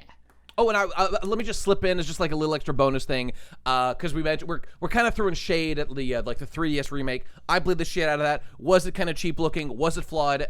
Yes, but and I did play it a lot, and I did quite enjoy it. I have played Metroid Dread like 1,000 times, and it was actually the first Metroid I really played like a ton on loop and like did speedrun strats and did like more advanced tech. I never even did that with Super Metroid when I was young. So I'm just going to slip in here a little stealth mention. Metroid Dread, I actually do think is a pretty fucking sick game. Even though it is 3D, not ideal. It's not, I don't know, like modern games are cringe and not exactly what I want to be seeing, but they're still pretty good. So I don't know. It was a good game. It was a good game. Yeah, Noni? Yeah. No, I raised my hand. Do you agree? Haven't played it. Don't have like an opinion other than just like the graphics impression. But I hear it's good, yeah. It was good. But like, what's that? The parry? Like the parry kind of dominates much of the gameplay in a way that like definitely is not the spirit of like classic Metroid. It's just like now you just parry everything and win instantly. We shouldn't. We really shouldn't. I think an entire episode in this podcast could be dedicated to parrying in video games. Dude, like, you know what? Like, that's not truly? a bad idea. Like, Okay, put a pin in that. We'll talk about maybe next week. We could mention that to some degree. But okay, all right. Metroid Dread, whatever. All right, I'm just gonna go quick. I'm gonna get to my next subject now that it's my turn again. So, oh god, this could go on for quite some time, but I'll just say it anyway. Okay, Clair Obscur Expedition 33. All right, the French game of the right? year. Yeah, right, indie game of the year. I mean, that's like 30 people working on it. Does that count? Whatever. People are arguing about that. All right, that game, it was good. Noni turned me on to it. Noni said it was good. I'd heard about it. I decided I would play it. I did play it. I've gotten all the way through, beat the game, in the end game. I haven't like beaten like all the super bosses yet, but I'm deeply immersed, so I've done it all. All right, this game, right away, bunch of things that I thought were cool and things I did not like about it. And so I'm going to be a little critical. Overall, my take is this game is good. It is worth your time. But I'm just going to say this about it. This is the game. This is Unk Slop Simulator 100%. This is like the game for millennials. I won't spoil anything for people. I'll even let you figure out the premise. But like 33, it's Expedition 33. That relates to ages of characters. So basically everyone's like around 32, 33 years old. And so I felt so seen. I felt so millennial represented. Dude, no, this game is like the millennial game. Derogatory, absolutely. So, hate millennials, kill millennials, defenestrate millennials. Well, continue. That's interesting. Like I like this psychological angle. Go ahead. It is. It doesn't really manifest much beyond that. I think in any way other than the kind of people that made this game. I'm armchair psychologizing here for sure, but I think that they're people that are just like me for real. I think that they're fellow millennials. Like, this game is obviously, like, we're making a JRPG because everyone else in Japan is fucking around and not making real JRPGs. So, like, it's not literally Japanese, but, like, the style is very JRPG. So, like, yes, it counts definitely. close enough. So, yeah, Noni? No, you played it first, so, yeah, go ahead if you want. I think whoever made this game, to just, like, support your point there, I think the people that made that game sat in a chair and were like, man, 2004, I think, Nintendo made Paper Mario: The 1,000-Year Door, Oh, and then they never did that again. So they were like, what the fuck is wrong with them? Why did they fuck you, Miyamoto? You ruined Paper Mario. He did though. So they he just really did. Honestly, most of my enjoyment of this game, I'm like, this is just Paper Mario: The Thousand-Year Door. That's what I heard. That is what I've Finally, heard. somebody did it. Finally, No, somebody did it's it. Mario RPG Legend of the Seven Stars, the real original Thousand-Year Door. Thousand-Year Door is a fake cell and wishes it was as cool as You're not Mario as real, RPG, though. yeah. You're not as real as Paper Mario and Stick a Star? Was that it? Oh my god, get the fuck out of here. You're banned from the show for life. That's a very anti-genius take on that. Okay, all right. I was just gonna say, so the combat, the story. The story is good and compelling. It's like a cool, look, I'll just tell you the very basic premise because I think you'll find it cool, Mark. This doesn't spoil anything. It's just like what you find out as you start the game. It's unlikely I'll ever play the game. You can spoil it all. It's not your kind of game, I don't think. So yeah. The premise is just you enter this world. There's like a party. There's a giant monument across the horizon that has the number 34 written on it. And there's a big party. During the party, you and your boys go down, whatever. There's people there. They're like, it's the day. It's the day where the thing happens, and then the thing happens. This happens every year. The number ticks down from 34 to 32. Oh, sorry, from 34 to 33. That's where the number comes from in the title. And everyone 33 or older instantly dies and turns to dust or flowers. So this has been happening. Everyone older than that age, this has been happening for like 70 years or whatever, from 100 all the way down. Everyone older than 33 is now, if you're 33 or older, you are now dead. So is it an people active window? Is it an active window where, like, if you're 32 and your birthday comes up and you become 33? Dude, they don't address that. I've been wondering. Noni, do you know the answer to that question? If I hit 33 and I'm a Gustav, main character man, if I hit 33 during this time, do I die? No. What's the rules there? No. No? It's your age when the gommage happens. When the gommage happens. Yeah. Got it. It's like think of it as like a scan that goes out. So like if it scans you and you're 33, it's an activated it's not an effect. It's not an active hitbox in. It's not an active hitbox. It's not an an activated active hitbox. effect. Yes, that's right. It operates as an interrupt. It's an instant in magic terms. Hit scan. It's not an active hitbox. But you can parry it. If you just parry at the right time, boom, parry the gommage. Easy. Okay, so that's the premise, and like your characters, so they don't understand at all why it's happening. You go on expeditions. You're the 33rd. I mean, it counts from 100, but whatever. You're expedition 33. You go investigate. Okay, that's the premise. It's really good. Lots of people die. It's dark and fucked up. Okay, it's good. It hooked me immediately. That was really good, and I played it, and the story was satisfying and good. Good game. But I'm gonna say, there is something about this game that I fucking despise, and I hate it intensely, and every single fucking time it happened, I wish I was doing anything else, and it is the goddamn motion caption cutscenes, combined with the millennial dialogue. Like, look, I swear, but I'm properly ashamed. I feel deeply ashamed. These people are not ashamed nearly enough when they swear. Get it out of here! I hate it! It makes me so mad! It's the future old man. I hate, goddammit. In my media, swears should be few and far between. The old Hays Code or whatever it was that said, like, okay, you get like one fuck in your whole movie. We gotta bring it back, boys. Bring back the code. That's what we need. Use it at one moment in the movie or whatever when it makes sense. Because this is a real trend I've noticed. Like in Resident Evil 9, like every 10 seconds the characters are dropping F-bombs and I'm being like YouTube it's monetization friendly right now, but I appreciate that. We don't know if we'll get monetized or not. I guess we'll find out. This is a new paradigm. We'll see. Maybe I will have to start censoring myself with my swearing. By the way, kids at home, I'm just saying swearing is not actually cool. I just have a bad habit now, and I'm working on it. So we'll see how it goes. Along with your synergy game rehab, your swearing. Indeed. Okay. So look. The number one thing: the cutscenes. Holy fuck! These goddamn stupid ass, long ass motion capture cutscenes. First of all, they all look like shit because motion capture.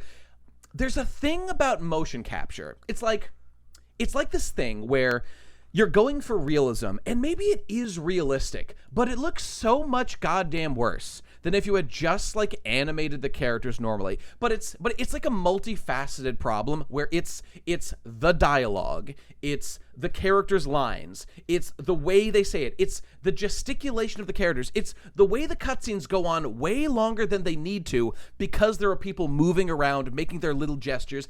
I don't care if it's realistic. I fucking hate realism. I want a fantasy. I want a video game where life is interesting and different. And you're wasting my fucking time with these goddamn cutscenes that I can't even skip because I need to hear the dialogue. Because I'm obsessive and I can't do that. I can't ever skip them. So that was by far the most irritating thing about this game. Just the cutscenes.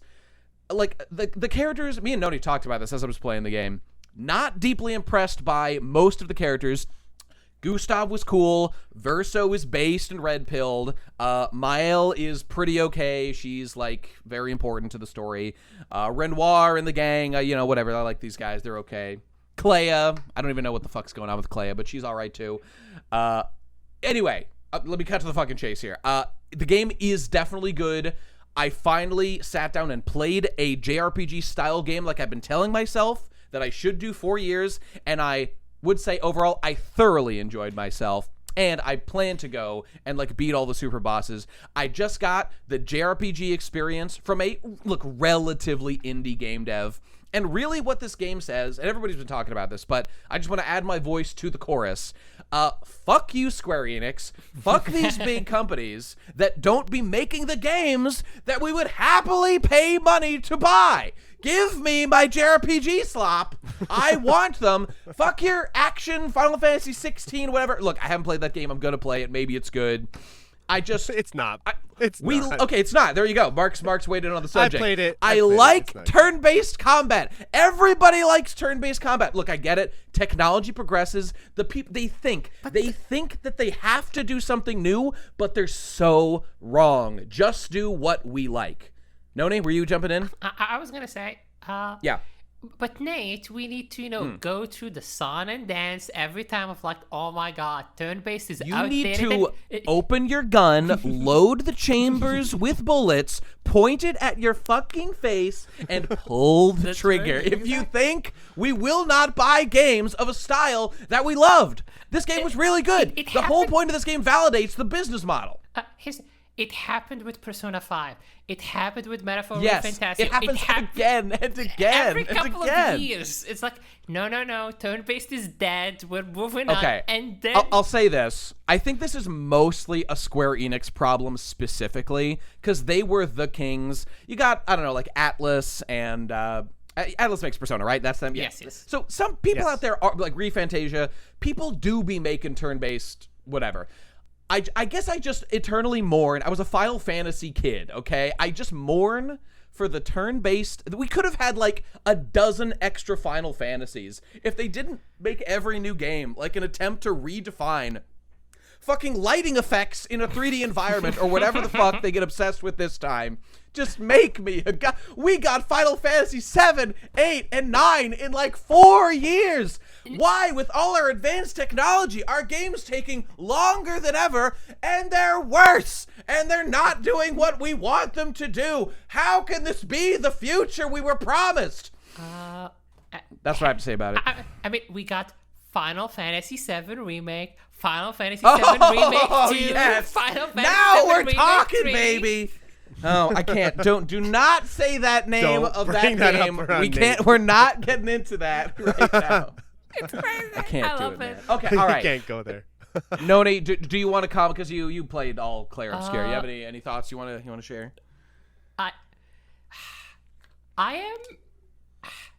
I like games that are like 2D beautiful, that extreme, and I also like do yearn for like the high fidelity 3D experience, but also it's turn-based and like is good to play. And I think Clair Obscur is a step in that direction, and I'm just curious where it goes. I'm just like... I'll comment on that as well and just say, this frustrated me like a little bit. It was a relatively attractive game. I mean, look, it was a quite attractive game, right, for sure. Even though it's not typically the kind of game that I like normally play with like 3D, whatever. It had a distinctive art style, sort of, the characters just look like normal people, basically, not honestly anything to write home about. But they look good, and the world's like painting themed, right? Everything in the world is kind of like painting, ink themed. Comes up all the time. That's like what they're into. Blah blah blah. It's relevant to the story. But the position of the camera, I feel like hugs the characters a little like too close. I don't know. I didn't love like the camera and the way I was able to like look around that much. Not a big deal. Doesn't really matter. You can see everything you need to see, but whatever. Like shelving, shelving like art style or like what I personally prefer or anything like that. It's just like in reference to Square Enix, it's just. I think these big companies like, Game Freak or like Square Enix, like, the big money, the real like actual like, veins. Game Freak is a small indie company and you need to be nice to them. Mm-hmm. I just wish they would make a game to like the max like quality settings. Yeah. The max like, hey, this is the genre defining like, oh my, we pushed it to the limits. We did it. But they just kind of don't. And we just gotta wait for like indie devs or new studios to take a shake at it, which is frustrating. It is frustrating, but I don't know. Hopefully they'll decide that they want money. It's complicated, I know. It's just whatever. We're not here to fucking sit and analyze endlessly about why they do whatever they're doing. By the way, couple minor last points about Clair Obscur. They had bathing suits for like all the characters and like notably sexy lady designs and stuff. And you can tell these guys are definitely like JRPG fans. And oh god, do I want to Noni, should I talk about what happens between the characters as you max out their like friendship bar? Should I not mention that? It's funny enough. I think it's fucking funny. I was shocked. I was completely blown away. I'll let people discover that on their own. Yeah, but they're not afraid to do some stuff. I'll let you ponder on that, everybody. Also, but yeah, also as JRPG. To the devs, just to like, hey, we shit on devs, we praise stuff. Hey, these people release like free updates with like new super bosses and areas, Are they doing that? Is that true? Yeah, like a whole new fucking section with like even harder bosses, not easier. Was that Renoir's Drafts? Was that one of them? I think it. I'm not sure. I haven't played the DLC. I don't know. Yet. Okay, whatever. I don't know. Yeah, but I saw like there's this whole new area with like at least like 3 bosses or something, and I'm like, damn, this is pretty cool. Yeah. Oh, and I want to say the combat is like it's a little hard to wrap your head around. You kind of like honestly, I haven't until I like beat the game. I did do some thinking about it. I didn't do the thing until the very end where I was like, oh, let's start like min-maxing like abilities of characters when I like had to beat the much harder enemies in like the post game. And to me, that's honestly like the best part of the game. When it forces it, like really a game should do this sooner. Force me to actually think about the mechanics rather than like the most surface level, just pick the one that looks good. And then you start like I've been watching like guides and tutorials and like how to build characters and what like Luminas or Pictos, whatever it is to use. So, but good stuff. The combat is cool. I've been loving. I made this like Verso turn 1 build that just like obliterates every enemy with 7 stars or Star Breaker, whatever his AOE attack is, that hits all enemies, whatever it is. I could feel. I could, through the ether, through the internet, that I say, I could feel Mark judging us, as this conversation continues. I don't feel like I'm like over chud. here like yeah. No, I said I'm gonna be a nice boy, and I'm being a nice boy. I don't think Mark's position has never been that like JRPGs like are so bad that no one should play them. No. I think the point is that like others shouldn't. Right? Am I wrong? I think when you mentioned the versus super That's move, funny. like the one-turn kills. Well, but that's about using your brain. You use your brain to like use the correct abilities to make your guys like really OP for exactly 1 turn for like a burst of damage. You wouldn't want to use that build against bosses. That's for clearing mobs. Because you'd be dead. Yeah. I guess. Go ahead. I don't want to turn this into like a discussion or anything. I'm just because JRPGs, are they like your thing, Mark? Do you consume? No. Do you play them? No, I do not. Because one of the big issues with JRPGs I have is the fact that you can grind your way out of any sort of skill check. That I find a real design issue. And so, like, whenever you you have a game that's okay, here's your build, here's your strategy, or just grind. Like the fact that you can grind out Some of it. games have solutions to that, but most just let you grind. Absolutely. Yeah. And I feel like a genre that I've been looking into, and I'm going to comment more on as I progress this year, is something like Shirin, rogue games, roguelikes, because stuff that shuts down grinding. So I actually think turn-based combat is really cool. Like I love tactical turn-based games, but I don't like the way JRPGs are kind of like, yeah, but it's not really about that. It's about the story. So if you need to grind your way past any sort of skill check, just go ahead and do that. That's the part where I'm like, no. And I've played, a fair amount of them, but I lose interest. I lose interest once I realize I can just blow everything up with grinding. Yeah, understandable. So the tactics-based stuff, though, like Advanced Wars, love me Advanced Wars. Yeah. Yes. So those do it for you better? Yes, definitely. Now, one game I need to look into more, I played it a little bit. We talked about last episode, is Final Fantasy Tactics. That's a great game. Highly recommended. I really enjoyed that back in the day, but I wasn't like looking too critically at like, can I break stuff? Can I grind? I didn't look at it like that back then. So I'll at some point maybe take a look at that. But yeah, the tactical brethren of the JRPG. They're tactical brothers I am much more interested in. To just defend the JRPG bros, which I am entrenched. I will kill all our enemies. I reach towards Nate for a handshake. You are correct about strange alliances are forming on the show here today. Exactly. Multiple layers. You gotta make weird clicks. Once you and Mark make your click, it's over for me. It's wrapped up. It's the hatred of remakes. It's the hatred of remakes click. That's what we've got. No. Very true. A very powerful connection too. Unbreakable. Because like JRPGs, tactics games, that's small fries compared to the oncoming plague that is remakes and just the endless slog. Yeah, we're about to plunge into. No, did you want to finish your points? I didn't mean to interrupt you. Point finished. Okay. Well, then I'll just I'll give a slight olive branch to the JRPG players out there, which is that I've been working a lot on game structure and stuff like that, and talking a lot about player motivation. And so the issues I have with JRPGs is mostly around their balance choices, like allowing you to grind past stuff, structural choices, like just constantly feeding you power-ups, power progression, not really taking things away, that type of stuff.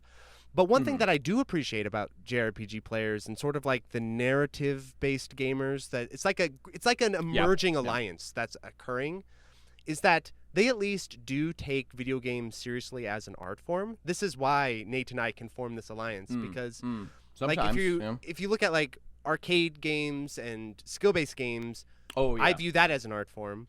And then if you're viewing, narrative-based games and their stories as an art form, then you create an alliance against a lot of the trends that are happening now in gaming with remakes and just turning games into complete products, turning games into software. The AI onslaught is coming, all of that sort of stuff. Oh my God. No, their art, I swear their art makes every single piece of them interchangeable and disposable and doesn't give a fuck about the coherent unity of all the moving component parts. Just fuck off with this shit. Okay, anyway. Not go on a whole thing. Yeah, so that is a meeting ground of gamer taste. It's like, well, we're doing the Predator arm grab. Yeah, can we at least agree that video game design is an art form? And that may sound kind of like obvious, but it's insane now how much. With a lot of stuff now. Everybody says that video games is an art form. Everybody says it, but their actions belie their true feelings that they want to slurp the slop. And look, everybody, there's some content is slop. Delicious and fun. Noni here's a big slop enjoyer, no doubt about it. Number one in the game. I wonder. What we need to do is we need to like attach a sort of like thermometer to Noni, and I want to see like what point because I'm genuinely curious. So, like, what point does the slop become like too much? Like, when does slop overload? Noni happen? has no limits. No slop is too sloppy. Give me slop. I think jalopy. it's gonna happen. I think it's gonna happen, especially as AI starts coming in, especially as like the pretense of art starts to drop more and more. Because I think even if you enjoy slop, there is sort of that like, okay, well, it's pretending to be art at least a little bit. But I think as we get further and further away from that, even there, it's going to be like, all right, this is too much. Dude, I'm fighting not to talk about the FF7 remake. I'm fighting. It's on the tip of my tongue. I will not. I will not. I actually, I think I can answer Mark's point in a way that's, I think will make sense. Here's the thing. I'm a little baby man. I'm a fucking, pathetic chud. I do get impressed. So true. Yeah, I do get impressed by, particle effects and, 4K graphics. I do get impressed by them. I see a particle effect, I shit myself. I shit myself. It's as simple as that, folks. I piss in while I'm coming. You should look at Tekken 8. It's like the particle effect extravaganza. You'll have no fluid left in your body. Every particle effect ever created is in that game. Are you saying you love these, Noni? You want more? You want them to pile on additional I particles? stand at the evil preface. What is the? You said it, buddy. You said a mouthful there on that precipice. Precipice, yes. It's all right. You're the editor. You can just say it correctly and then edit exactly. yourself. Delete So all the that's dots right. Very instead of true. No. Yes. It's for me. It's like I played, and I think a game Mark would be extremely familiar with, Resident Evil Requiem. Yes, I am very familiar with that game. Played it, beat the hardcore mode, did the challenges, and I'm like, it was a theme park, ride. I'm like, I shot my guns. Yes. I saw the cool cutscene. Leon was there. He made his funny quips. And I'm clapped when Leon was there. Yay. I liked playing as Grace more, but that was like, I'm like, this is where the game part is, but this is where just the cool action is. And I kind of like separated those in my brain. I'm like, but man, my graphics, my hair strand, look at that code physics, baby. And the production is really impressive in that game. Yeah. And the fucking voice acting. It's the best part of the game. Yeah. It's the only part of the game that's good. That's it. I'm the wrong one here. I'm the weird one. But like when I see a game with like really great graphics in that way, and I really like zoom in close on them, I get like pulled out of the game, and I'm like, wow, look at this like technical thing that they did here. That I know it like adds to the illusion, but like I don't. It's just like it's like a separate thing. But you know what happens? Like I don't even care. And I think you'll experience this too. It's like when I was playing Resident Evil 9, right? It's supposed to be like scary and immersive. Yeah. But the gameplay is so silly and basic that it turned from like scary into comedy. I would laugh. I hear you. I would see the zombies like stumbling towards me, getting hung up on walls, like just. Dude, I remember when I played Silent Hill 2. My ass off. I was not scared at all, and I'm a scaredy cat. I'm a big sucker for scary stuff. It really gets me. When I played Silent Hill 2, I was like paralyzed with like, but there had to be a mechanical fear that I would get hit by like Pyramid Head or whoever the fuck it was. Yeah. There has to be a real threat that is going to kill me. And actually, I really fucked that up for myself by using save states, which is how I played the game like the first time I played it. Yeah. And that completely undercuts the tension. Called because you're just I talked about it in my review. Risk detachment, Nate. Right, that's what I call it. It makes sense. You have to manage those things. Yeah. Go on, Noni. Yeah, but when I was like playing that, I played it, finished it, beat it twice, whatever, did all of that, and like I liked the game, and I'm like, damn, this is a great experience, worth the cash money. And then on a fateful dark day, the Mark video came out. And I clicked on it. And I clicked on it and I watched it. and I just started nodding a lot as it kept going. Because I like to hear this. Here's what ended up happening is, like you mentioned the difficulty or like, the game is easy if you do this. And I'm like, oh, not really, etc. But then I remember. I go back, I flash back to my memory. And I'm like, I did go out of my way not to pick up all the ammo, just to add a little bit of tension. I did go out of my way not to upgrade the guns or use like the Magnum stuff, because I'm like, that's a one-shot. You could one-shot 4 zombies in a row with it. Yep. And I'm like, I did go out of my way to like try not to make the game like as not fun as described. But if I like didn't make that conscious choice, the game would have been would have killed the tension. Yeah. Yes. And I think developers really rely on that now. They're like begging you to please make the game interesting for us, because they're scared to punish you. So they're like, oh yeah, just don't actually play fully optimally, because if you do, we're in trouble. Don't do that. But the more interesting. Oh God. And this is where my real shame comes in. Is the obvious like continuous comparison to Resident Evil 4, one of my favorite games of all time. Beat it like 30 times in professional, fully like is probably my favorite game of all time. Like all right, God tier game. I launched it yesterday, also in preparation for this podcast, just to like see. And I played it for a bit on professional, and I'm like, this is a real video game. I have to I have to think about dodging the chainsaw man. I have to. I can't just parry the guy. I have to like just parry everything all the time. You know what's interesting with these, like Resident Evil 9, I just did Pragmata, I'm going to do the review. But like a lot of the modern games that come out now, the theme park ride is like the perfect analogy. Because yes, it is. When you're playing it, you're in that sort of passive flow state where you're like, okay, the game's happening. But I notice if you stop playing and then you look at it in your Steam library, you're like, I'm not playing that. Like, it's like it needs you to start and go as continuously as possible. And then once you stop, it's like a hangover. It's like someone you met at a bar. You're like, how did this happen? How did you get in my bed? That happens a lot with modern games. Like, I see them in my Steam library because I had to review them. I'm like, what are you doing here? Get out of here. Versus Resident Evil 4. It's true love. Right. You look at it in your Steam library. It shines. It glows. It's beautiful. But yeah, no. Oh, you guys and your Resident Evil. To sort of. Well, like, Nate, it's like okay. You had Final Fantasy. You had your Final Fantasy VII. That was your remake awakening. That was your remake awakening. I followed it up with my Resident Evil 4. That's my equivalent to your Final Fantasy VII. The video that discovered you for me. Yes, exactly. That was the one. And yours was mine, because you talked about Tifa and her tits, and I thought, this guy, the FF7 stuff. I'm not a super big FF7 guy, but I like the energy. I like the criticism. I like the real in-depth. This is a work of art. This isn't just a product for Square Enix. What was that department of? They had some sort of department where they decided an how ethics department. The ethics department, yeah, all that sort of stuff.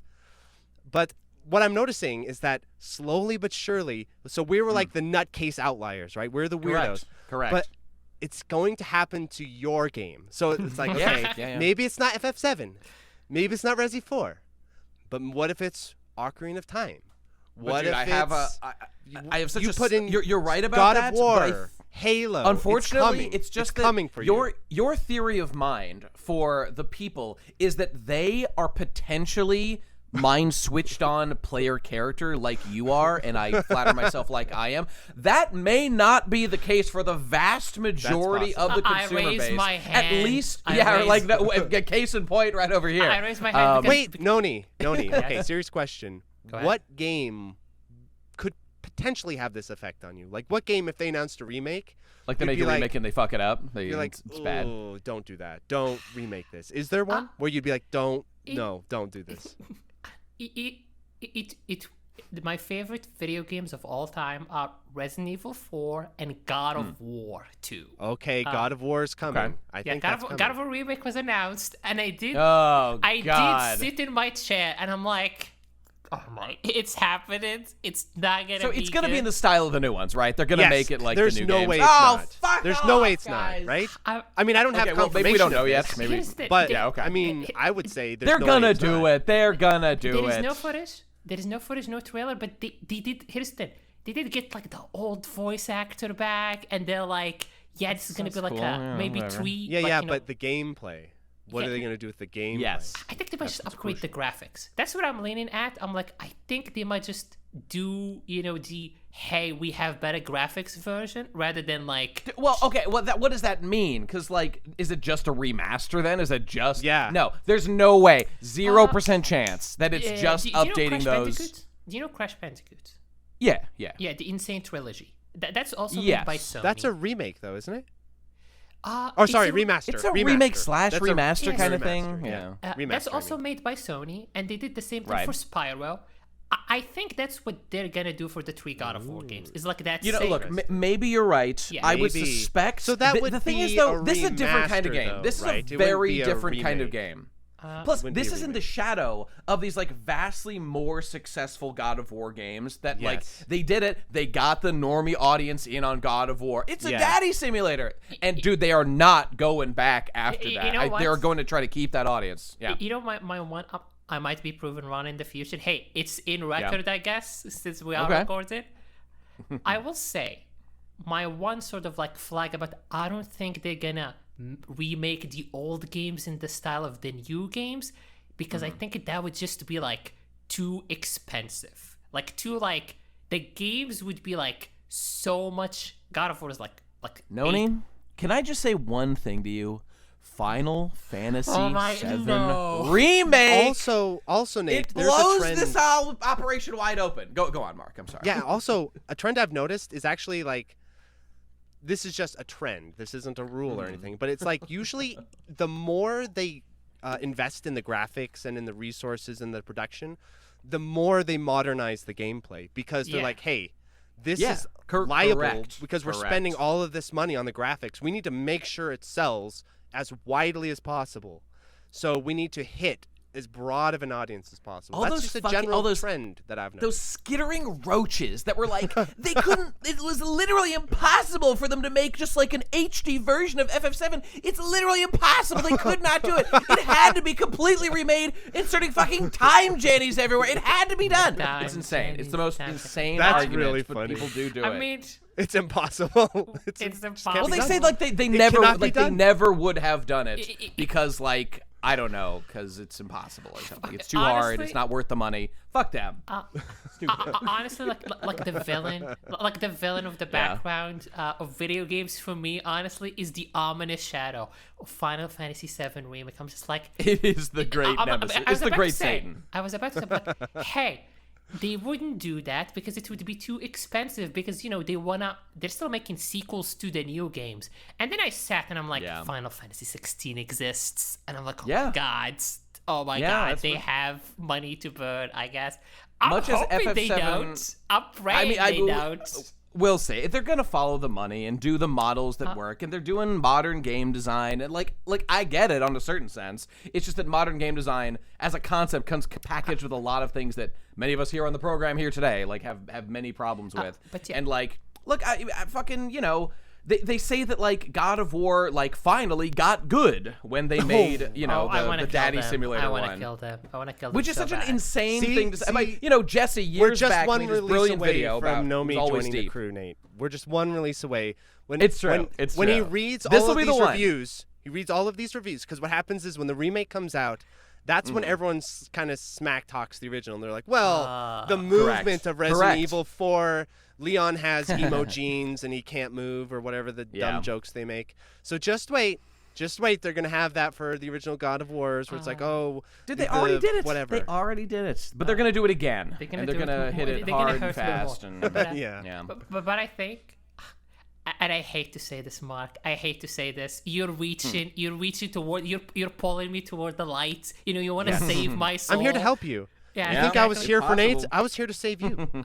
This is what I've come here for. But I have to say, though, I think what's going to happen, which is the answer to your question, Mark, is they're going to make the new games, and I'm just going to play them, and I'm just going to be like, it's fine, and like not think about it, because that's what I did with the RE4 remake. That's what I do with most with most games. They're counting on you to not think about it that deeply. That's the business model. That's what they want. I'm like, hey, masterpiece of the month, Nate. Every correct. It's like if you stop and you're like, disposable every masterpieces game that comes as out far as the eye can see is a masterpiece.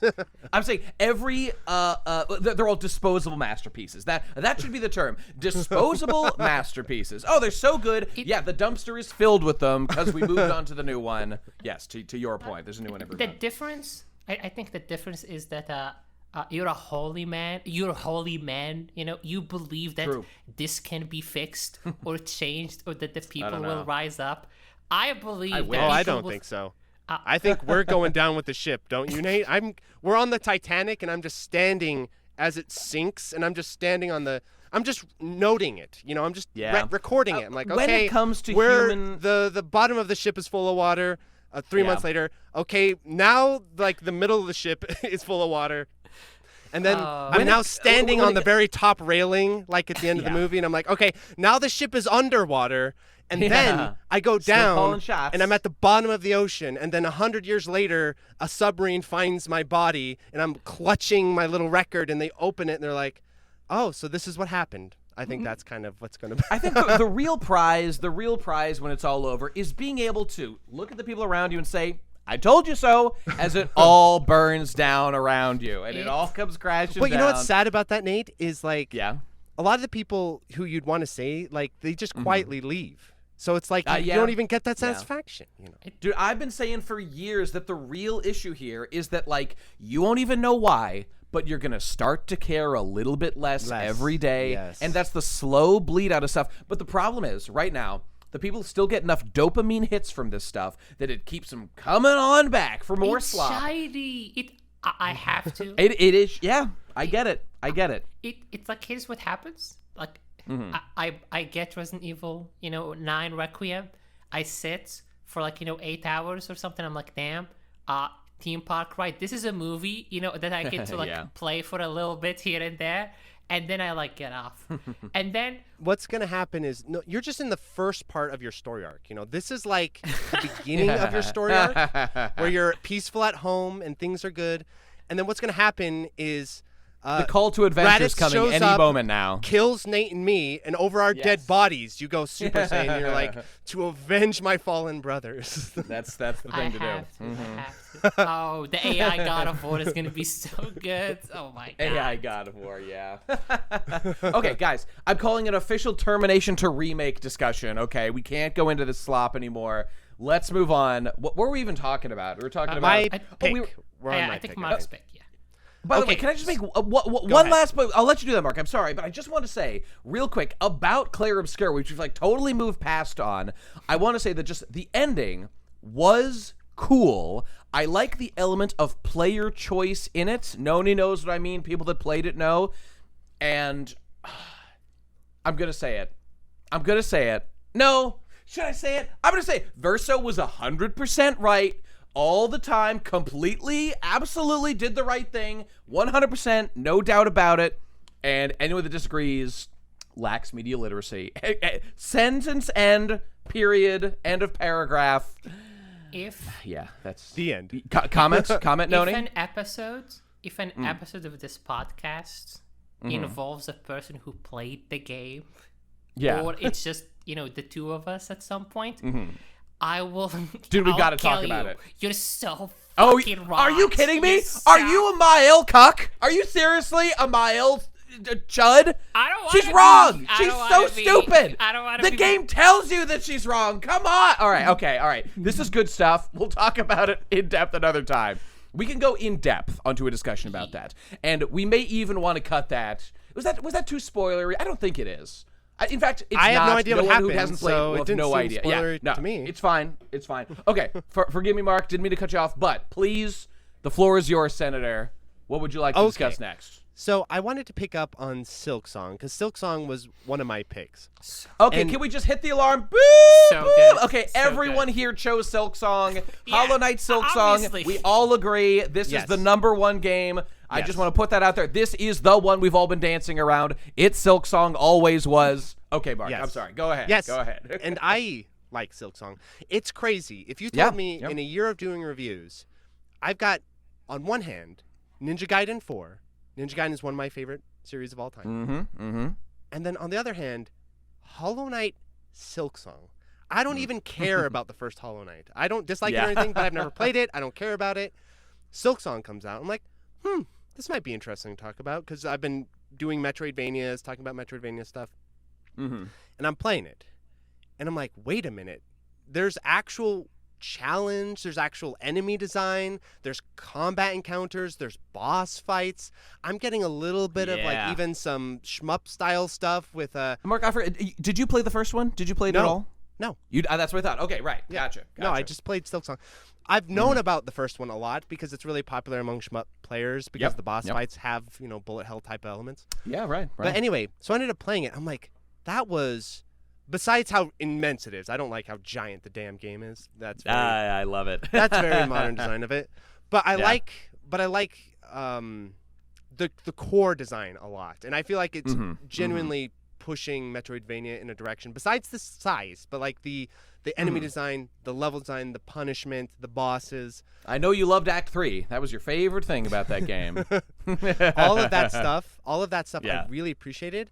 And I was like, wow, that was a refreshing new game. That's a rare occurrence on the channel.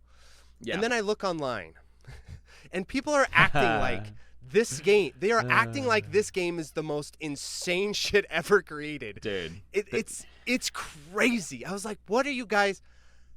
I'm living in another universe when it comes to Silksong because I feel like it's a great move forward for Metroidvania. I love the extra challenge. I love the combat arenas. Basically, everything I like about the game is everything everyone was criticizing. Like, I love the punishment, the enemies, the counters, and so I chose Silksong as a recent release that I really like. I do hope. Here's what I hope is that when they follow up Silksong, we don't get GTA. There's DLC syndrome. coming. There'll be DLC bits. Yeah, I'm really curious what they're going to do with the DLC because what I'm hoping is that the follow-up to Silksong, we don't get GTA syndrome where it's like, okay, we just have to keep making them more and more giant because I feel like this game is straining as it is. And what often happens with these, with Metroidvanias and with these types of series is that, look at Elden Ring, right? It just has to get bigger and bigger and bigger and more giant. And Hollow Knight 3, this time it's personal, is going to be like 10 maps, 10 games together or whatever. So I would love to see if they would kind of like make a follow-up to it that actually honed in on what I liked about Silksong, like the combat, the like smaller, more intense for the hardcore players. I do like that Silksong didn't just cater towards, okay, this is the most global mass audience. They definitely were following up on the hardcore Hollow Knight players. I was not one, but I'm adjacent to Hollow that Knight audience. was a hardcore game, and in many ways, for sure. Yeah, and it responded in a really great way at added limitations with the combat. I really liked Silksong a lot. So I would say that would be for a real pick that's not like, old ish. It would be Silksong. It would this be came Silksong. out last year, right? 2025. Yes, last right? year. Yeah. Yep. Crazy. Meanwhile, Ninja Gaiden 4, just everything I would not want to see happen with Ninja Gaiden happened. Right. And I said, I said this maybe in personal conversation, a podcast. I don't know where I said this, but it's insane that when you talk about controversially difficult games released last year, the frontrunner is a Metroidvania by indie developers, and everyone looks. Yeah. It should be a damnation of Ninja Gaiden 4 that everyone played it and like, yeah, it's fine. That should not happen. Yeah. With Ninja Gaiden 2, people were like, this is insane. This cannot, it's so. Yeah, Silksong is my pick for sure. So is that like the number one like in your whole list? Well, of very recent games. Because okay, all right. If I go back a little bit further, I really liked Hyper Demon. Hyper Demon's very cool. That's a first-person shooter with arcade-style design. And the way that game works is the better you play, the faster it accelerates. And, like, the best players in the world, like, accelerate to the end in, like, seconds. I would say, I've been thinking about it a lot. I like that concept, but I think... Were they inspired by Gone Home, the gameplay of Gone Home? I'm a game really you can end in 6 seconds. Yeah. I'm really curious what the inspiration is. I get the feeling that it's trying to capture like shout out to Gone Home, by the way. Great game of the recent era, obviously, one of the best that ever did it. It's not. It's a joke. Oh, I've never played it. It sounded kind of cool when you were mentioning it. I was like, ooh, interesting. No, Is it like it's got broken? a bad reputation. It's a meme story game that I have no idea forget what that game is. But I feel like just the issue with Hyper Demon, it didn't occur to me until recently, is that I love the structure, but it needs a little bit of like scoring or something to counter incentivize just optimizing so that the game like instantly ends. So, but it added this cool PvP mode where I believe the way it works is the further you are away from each other. I don't want to get this backwards. The further you are away from each other, I think the faster the game is. And then as you get closer and closer together, I think the game slows down. It's one or the other, but like time changes based on space. It's really cool. I need to play the PvP mode because it wasn't there at launch, but I've seen It's hard to imagine, but I'm with you. Yeah, this is a very you. abstract, very cool game. Very skill-based. So Hyper Demon, and then TGM4. I have to give TGM4 a shout-out. Okay. So Tetris the Grandmaster. Don't go through your whole list here, Mark. Let's save some. I thought you wanted me to. I thought you wanted me to do them all real fast. You know what? I mean, look, if that's your last one, go for it. I mean, we're getting close to the end of the time anyway, so I've got one last one. I'm holding on to. Go for it. I'll hold on to one last. Oh, okay, one. okay. You want to hold on to it? That's fine. But TGM4, I'll just say really quickly. So TGM4, sure. A game that has basically been blocked by the Tetris company forever, and this poor developer, the man behind Tetris the Grandmaster, is just like battling the Tetris company for I think over a decade or something to finally get this game released. And it is a very amazing skill-based Tetris game. If you're really into arcade style Tetris, it's like it's the go-to. TGM2 I think is kind of like the game in the series, but TGM4 from everything I've heard, I'm not super good at Tetris, so I have to just be like, is this intense? Same. And people are like, yeah, it's intense. So yeah, a game that flew under the radar because it's a Tetris game, but this one's special. TGM4. Shout out to, what was it, like Tetris 100, which was like that battle Tetris I thing think on that's Switch. what blocked. I don't want to get the history wrong. Oh yeah, I think that's what blocked TGM4 to some degree because Tetris is like, listen, we can only have so many Tetrises coming out, and right. You're crowding out the market here. Get out of the way. Well, okay. Listen, I'm sorry, but we have to circle back and talk more about Silksong. Yes, I can't not go on a rant about how much I love Silksong. But Noni, why don't you tell us your thoughts on Silksong? Because we all want to talk about it. What do you have to say on the subject, buddy? I'll say it. Silksong, again, probably my number one for like talking recent games. Silksong did this. When I was talking about like theme park rides, and I can just acknowledge them and then play real games like RE4, Yeah. Silksong is one of them. Silksong is like, I am playing something that I need to pay attention. I need to think about how I'm playing this to be good at it, to beat the bosses, to finish it. It is crazy to be like, that's a rare experience. I am not on autopilot when I'm playing Silksong. I am locked in.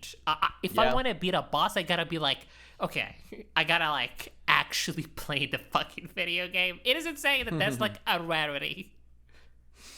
Zoomer brains, man. It's so over for this generation. Well, you know what, though? What's crazy about the Zoomers is that they have among them the most insanely skill-based players. Like, the Zoomers are insanely good. Like, one of the best shmup players is this Zoomer guy, and he was like beating Japanese world records when he was like young.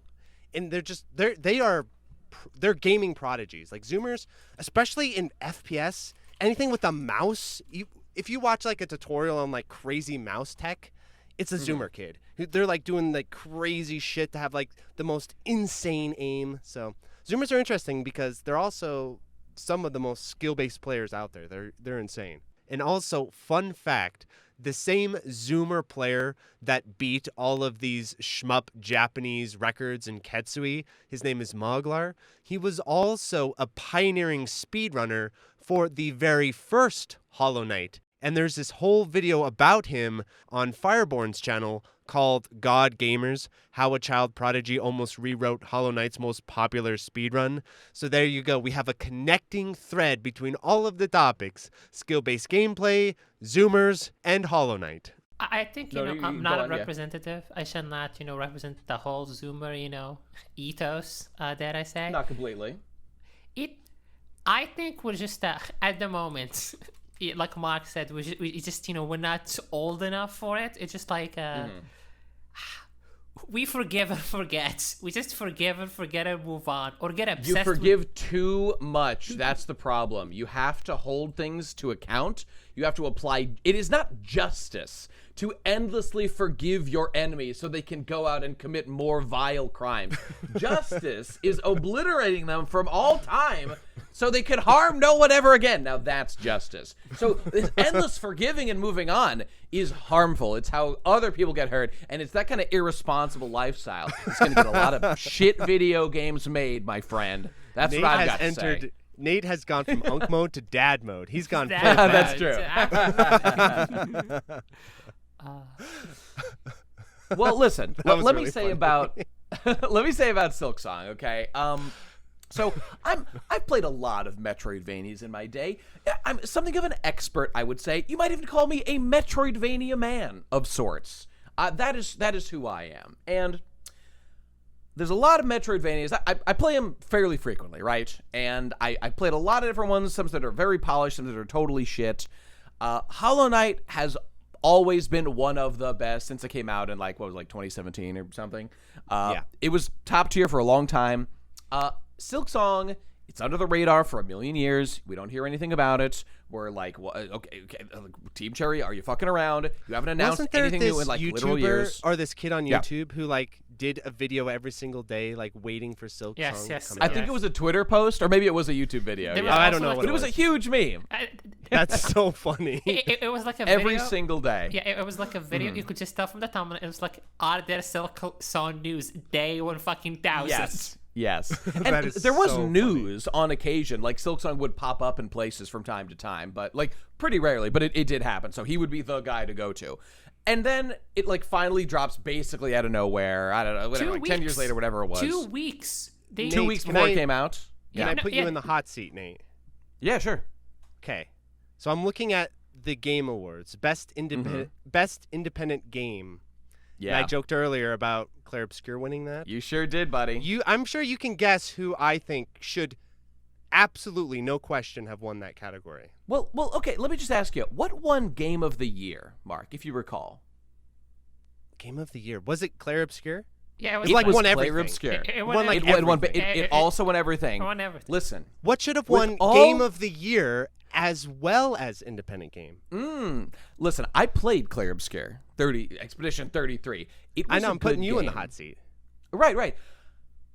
Hollow Knight Silksong makes Clair Obscur Expedition 33 look like the biggest pile of dog shit, Exactly. The biggest fucking slop fest, the biggest nightmare millennial garbage ever conceived compared to the godlike shining glory that is Hollow Knight Silksong, one of the best games I have played in many years.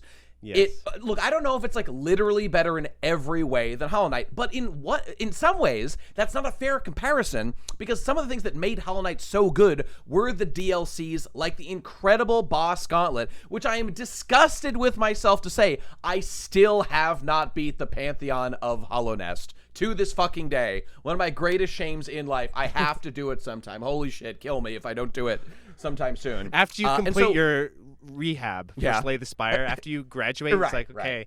As I'll get my life back on track, you must beat Hollow Knight boss DLC. Dude, I gotta do that, and I gotta beat the secret agent from what was it, Splatoon 2, the secret boss, or Splatoon 3, whichever one it was. I gotta go back and do that sometime. People know. Insane Paul. Splatoon 2. Oh yeah, I think it's the Splatoon 2 secret boss. Crazy. I gotta do it, man. That's a big Zoomer game. Don't Zoomers love Splatoon? I love Splatoon. Splatoon's an amazing IP. I've never played it. I should play it. I've never played Splatoon. You should. It's great. I love Splatoon. The games are kind of short, and I really am not that into competitive play. I just feel you get such value and such polish and character, and there's music. It's so culturally rich, Splatoon, that I'm happy to just throw down $60, whatever it is, for a new game whenever a new one comes out. In Splatoon, are they on number 4 now? I guess 4 is not out, right? No, I don't even know. They got to make a new one for the Switch too, right? That's got to be the next move sometime soon. They already announced it. Oh, they did. Oh, okay, Yeah, great. There you go. trailer, Did I miss that? I think the trailer dropped like 2 days ago. It's funny, Oh, when shit, you're not maybe I in the did miss that. Nintendo universe, Nate, you have no idea what happens there anymore. Like, I have no idea. I'm locked. I'm what totally happens on the lost. Switch 2, I have no freaking clue. Well, dude, the Switch 2. Okay, you know what? We'll talk about that when we talk about future stuff. We'll talk about Switch 2, which, by the way, we got to wrap up. We got like maybe 45 minutes so we can keep going, but whatever. Let's get through everything we can. So I just want to say, I'm proud of you, though, Nate, with that choice. Mark approved. Are you? Of Silksong over How could look? I think the fact that this is so good.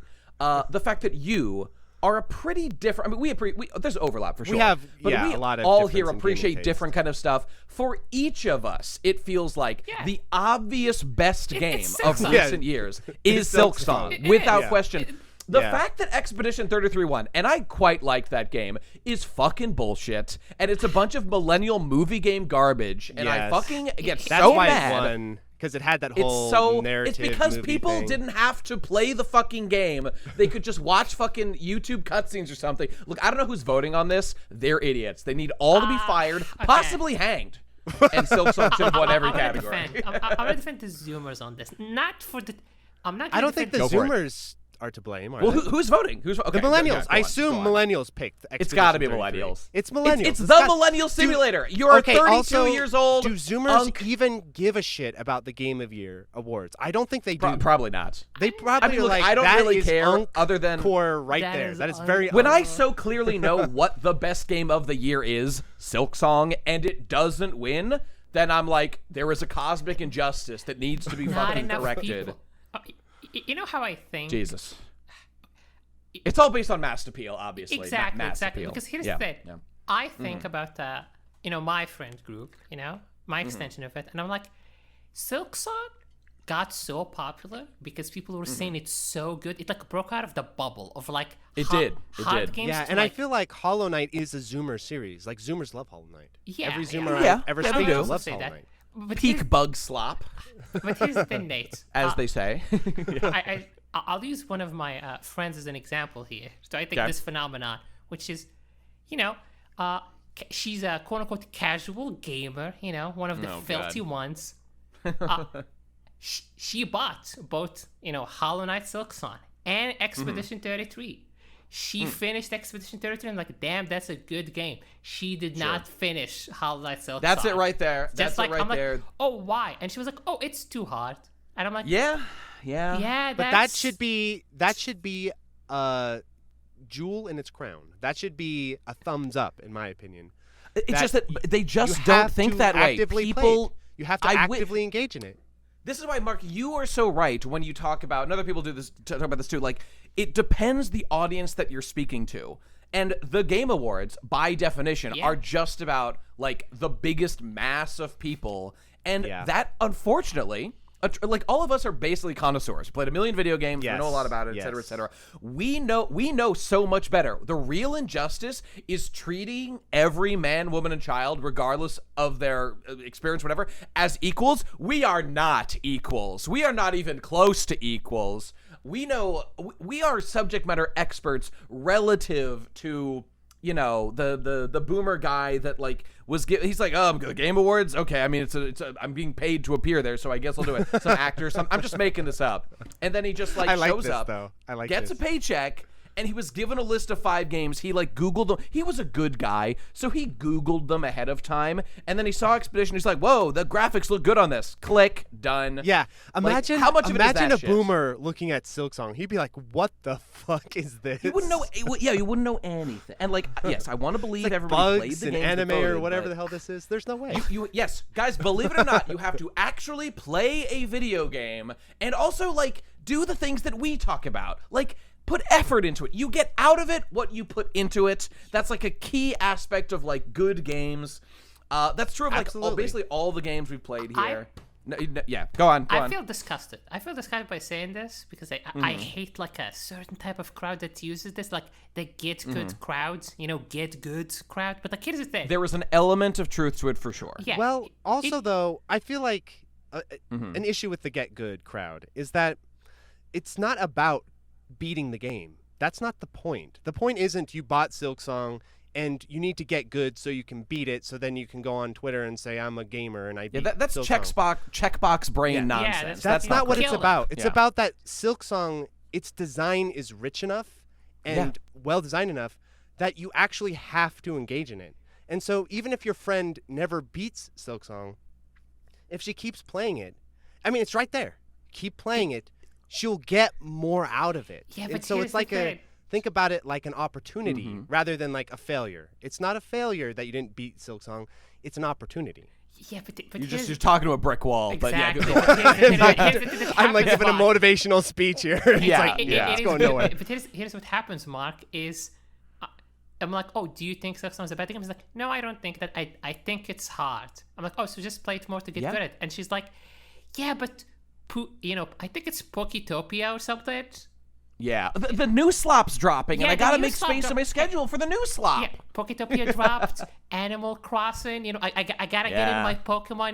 New Pokemon game. I gotta play that. Don't have time for Silksong. Strong. Yes, but That's I it. feel like a problem with that is our general conversation around this topic because it's not just your friend that feels that way. If it's your friend that feels that way, that's how casual people feel. It's fine. The problem is when you have the general gaming review landscape that agrees. That's like, Silksong is too hard. Therefore, this is a problem. Therefore, Clair Obscur or whatever game you can power your way through, that's better. Like, what should happen is what Nate said. Like, the connoisseurs should be like, okay, sure, play Clair Obscur. Correct. That's fine. That's fine. At you least go at do like that. the Oscars, But like the members of the Academy real vote. game is Silksong. Just so you know, I feel like but that maybe would go I such don't a know, long do they do way. like a people's vote? Like they do an online poll, like the people vote. I think it might be something like that. In which case, it's just that award seriously means next to nothing. It means think who it's sold two. the most units. No. Yeah, that's all exactly. it means. Who has the best marketing? That's what it's Yeah. testing. Whose marketing is best? But Noni, what were you I saying? think it's Is two. that how it works? No, I don't think that's how it works. I think how it works, like there is Okay. like the audience vote, and then there's Okay. like the critics vote, and I think there's The like experts are in like separate categories. Yeah. Well, okay, that's Yes. that's good, and it should be done based on. But here's I don't know. Here's the take, Nate. Yeah. I was thinking about this. This perfect opportunity. If you look at Clair Obscur and you look at Silksong from a AAA developer's view, and I'm assuming that's who these people are, right? I assume Which so. game feels more in line with your philosophy of design? Which Obviously game Clair Obscur, of feels course. Yeah. more properly Game of the Year, AAA, Final Fantasy VII Remake type of stuff? On the Clair surface Obscur. level? But yeah, then you of look, course. and then you look at Hollow Knight Silksong. Wasn't it made by just some dudes in Australia just hanging out? It's in like their a house or handful of. whatever? I mean, look, the team has people, but it's like two dudes, indie game, made it by themselves. Some of the best PR in the game. They like charge like And so I think, little didn't for they, the game. And didn't Yeah. they also not send out review copies to people? I don't know. didn't- I have no idea. Because That'd be didn't they funny. say, I'll research this, and Noni, you can fix this if I'm wrong. If I'm wrong, just remove this. But I'm pretty sure what happened is they felt it would be unfair, Nate, to send out review copies to the press before their backers or before their fans or whatever. So everyone got Okay. it the same day. I'm pretty sure that's what happened. So from an industry perspective, you look at Silksong, you look at Clair Obscur. Which model is better? Which one are you more comfortable with? It depends what you mean by the word "better." Unfortunately, and Which there are one is more different interpretations. AAA adjacent? Oh yeah, obviously Clair Obscur. Obviously, Yes, of course. that's what I mean. Like, if you work Yeah. in AAA, which one do you look at and be like, this is how we make games? But this how is games are made. why we literally need a theocratic autocracy with me in charge. Yes. Deciding. We need deciders. Look, the market is a false god, folks. The people love their slop. They need to be told what they enjoy by people that know better, like us. That's why we're Do you know, geniuses. there Listen used to to us be and absorb our a opinion. class of person. It was called a critic. That used to Yeah, be what they yeah. did. That used to be their job. Yeah, to rest in be peace, something all of that them. counterbalanced the market mass Also, appeal. you're right, Mark. By the way, I just googled it right now. They didn't send review copies because Yes. they thought that would be unfair to the original what? Base Kickstarter. department? backers. Homie award right there. That's Yeah. a homie award. And also, no access Oh, journalism, Nate. No access. I know, which I journalism. hate intensely. Correct. I They hate totally intensely, circumvented too. it. That's awesome. You know what? It was That's really great. nice for me too because I didn't have to race against. Because I'm always like Yeah. 2 weeks behind IGN or a year Right. behind them at this point. Basically, It's totally unfair. It's an unfair it's game. totally BS, man. But Silksong, I was right in the pocket with him. I was like, yeah, I'm getting the game the same day as you guys are. Wait.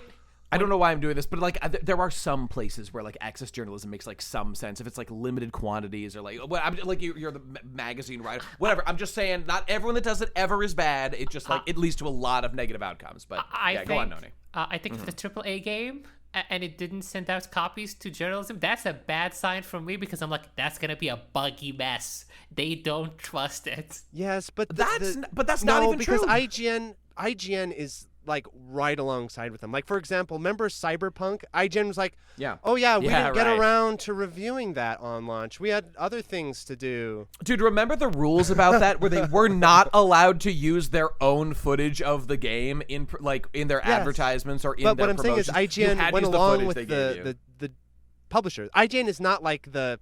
It would be nice if the game reviewers were like, a front line against this stuff, but they're not. They're inside the house with the killer. They're like, dude, they have been. The industry has been so smart by bringing in the top influencers, the top critics, the top quote unquote intellectuals into the fold, neutralizing them as an enemy, turning them into allies through, arguably career not always shady, but career opportunities, just manipulation tactics to make their enemies into basically allies through all kinds of, access journalism and whatnot. And not everybody does it as like a bad guy or anything, but like causes a lot of fucking problems.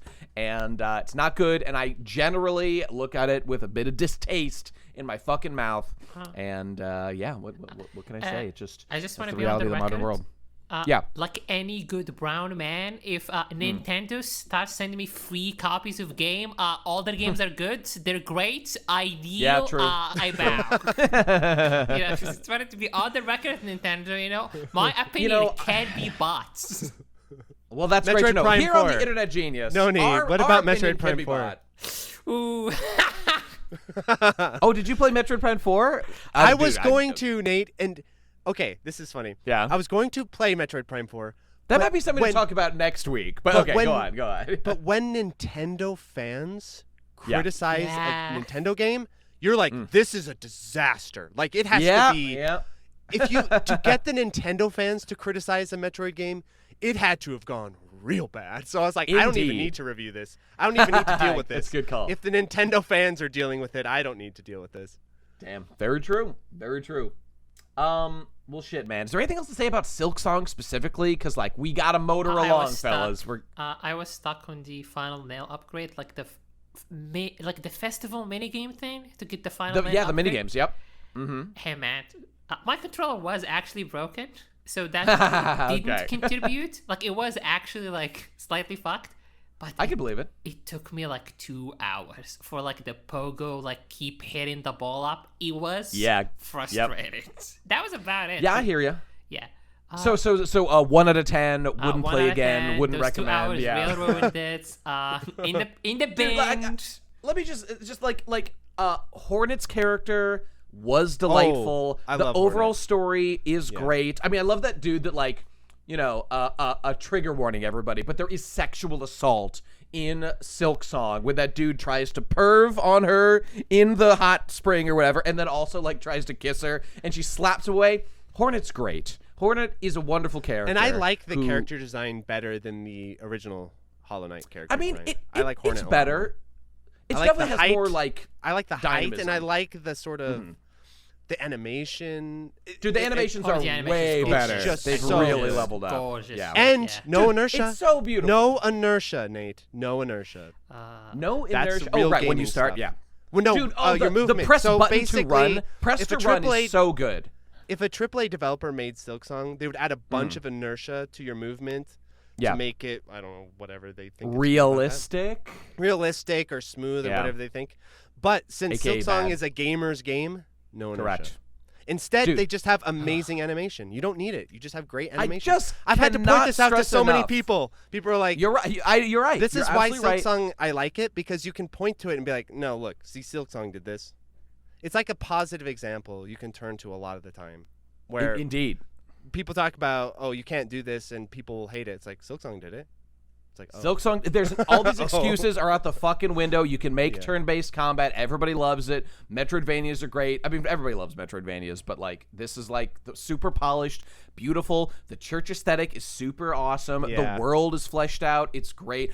Look, the thing about me is I love Metroidvanias. I love exploring the worlds. The bigger, the fucking better for me. I want more slop in my Metroidvania. I feel like I it's put good slop. like a flash drive into your brain. I've downloaded your taste. I know it now. I know what you like. do. You do.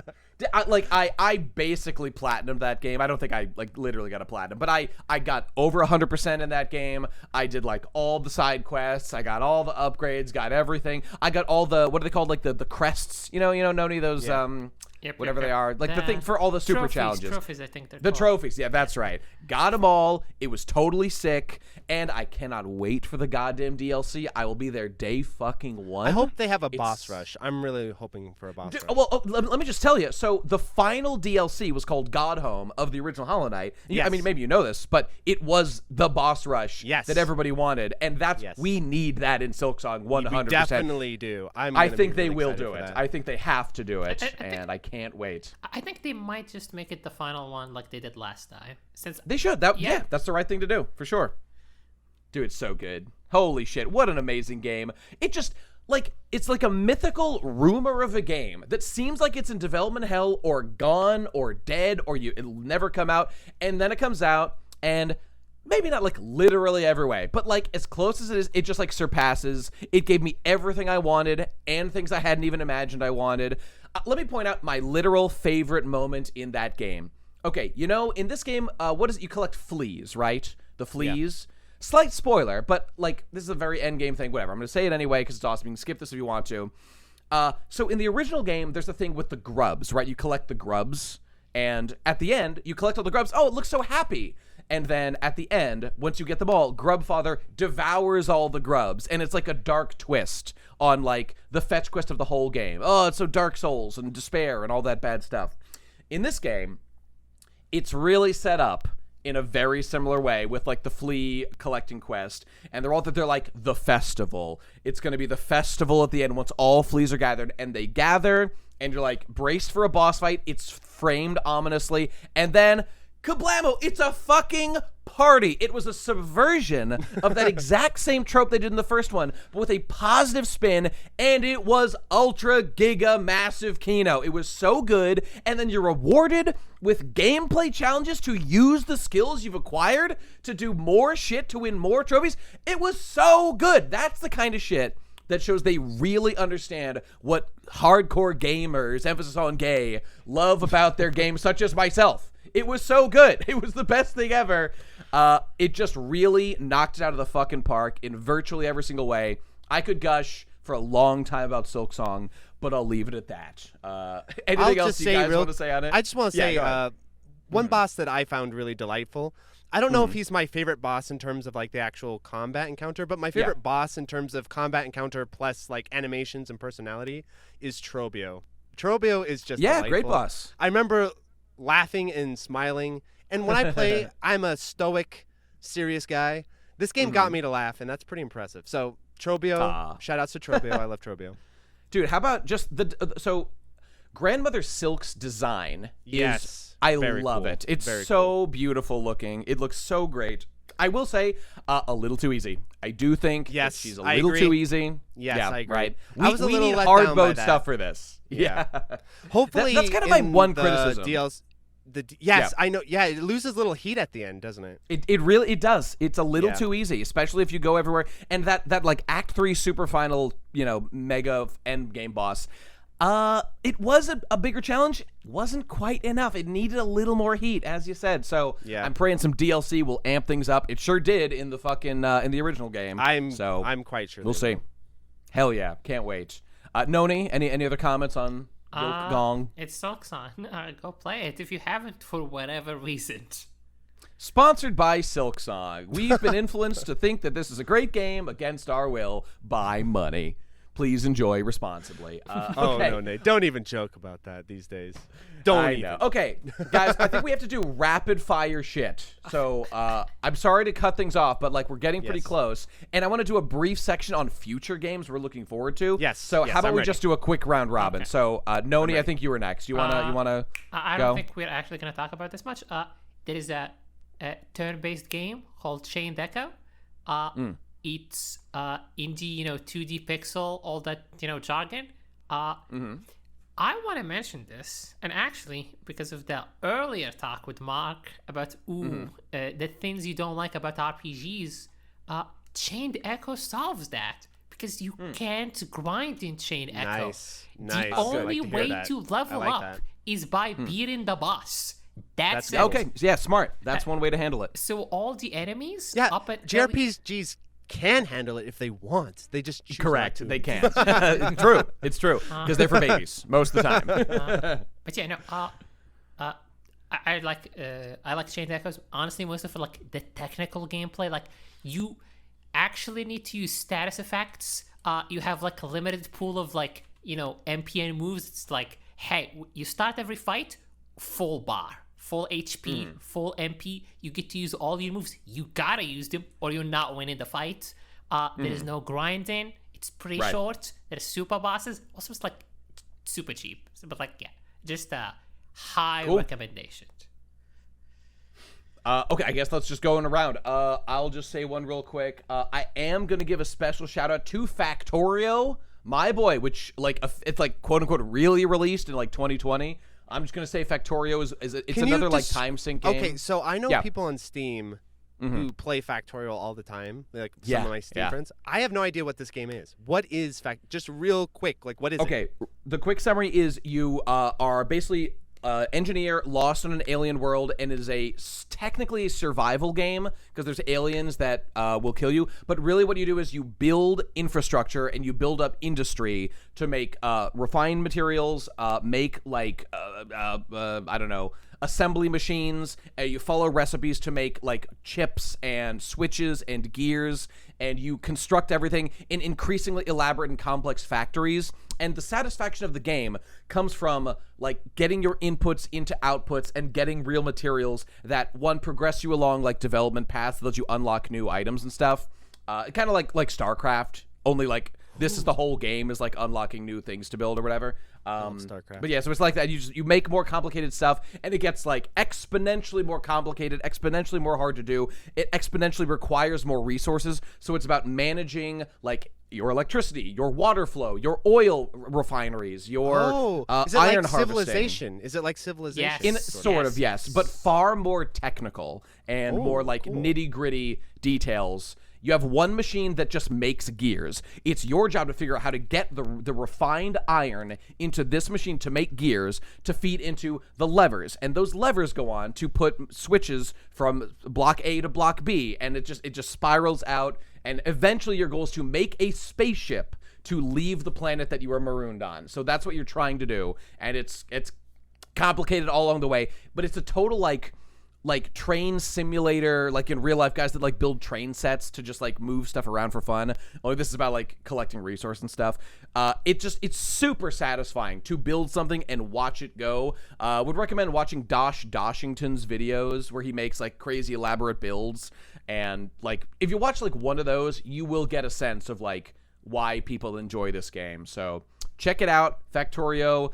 Like it's one of these games that's like literally evil, because it will just suck your time forever and you will die making more and more elaborate builds. It never stops. You can go forever if you want to. Isn't Civilization like that too? Because there's a guy. Yes, it is like that. One of my friend's dad, after work every day back in high school, he would play, I don't know which Civilization was, either 2 or 3 or whatever it was, every single day for like, but it was like, okay, I come home from work, 3 hours of Civilization every day. That's what it's like, correct. Dude, you budget time every day to clock in.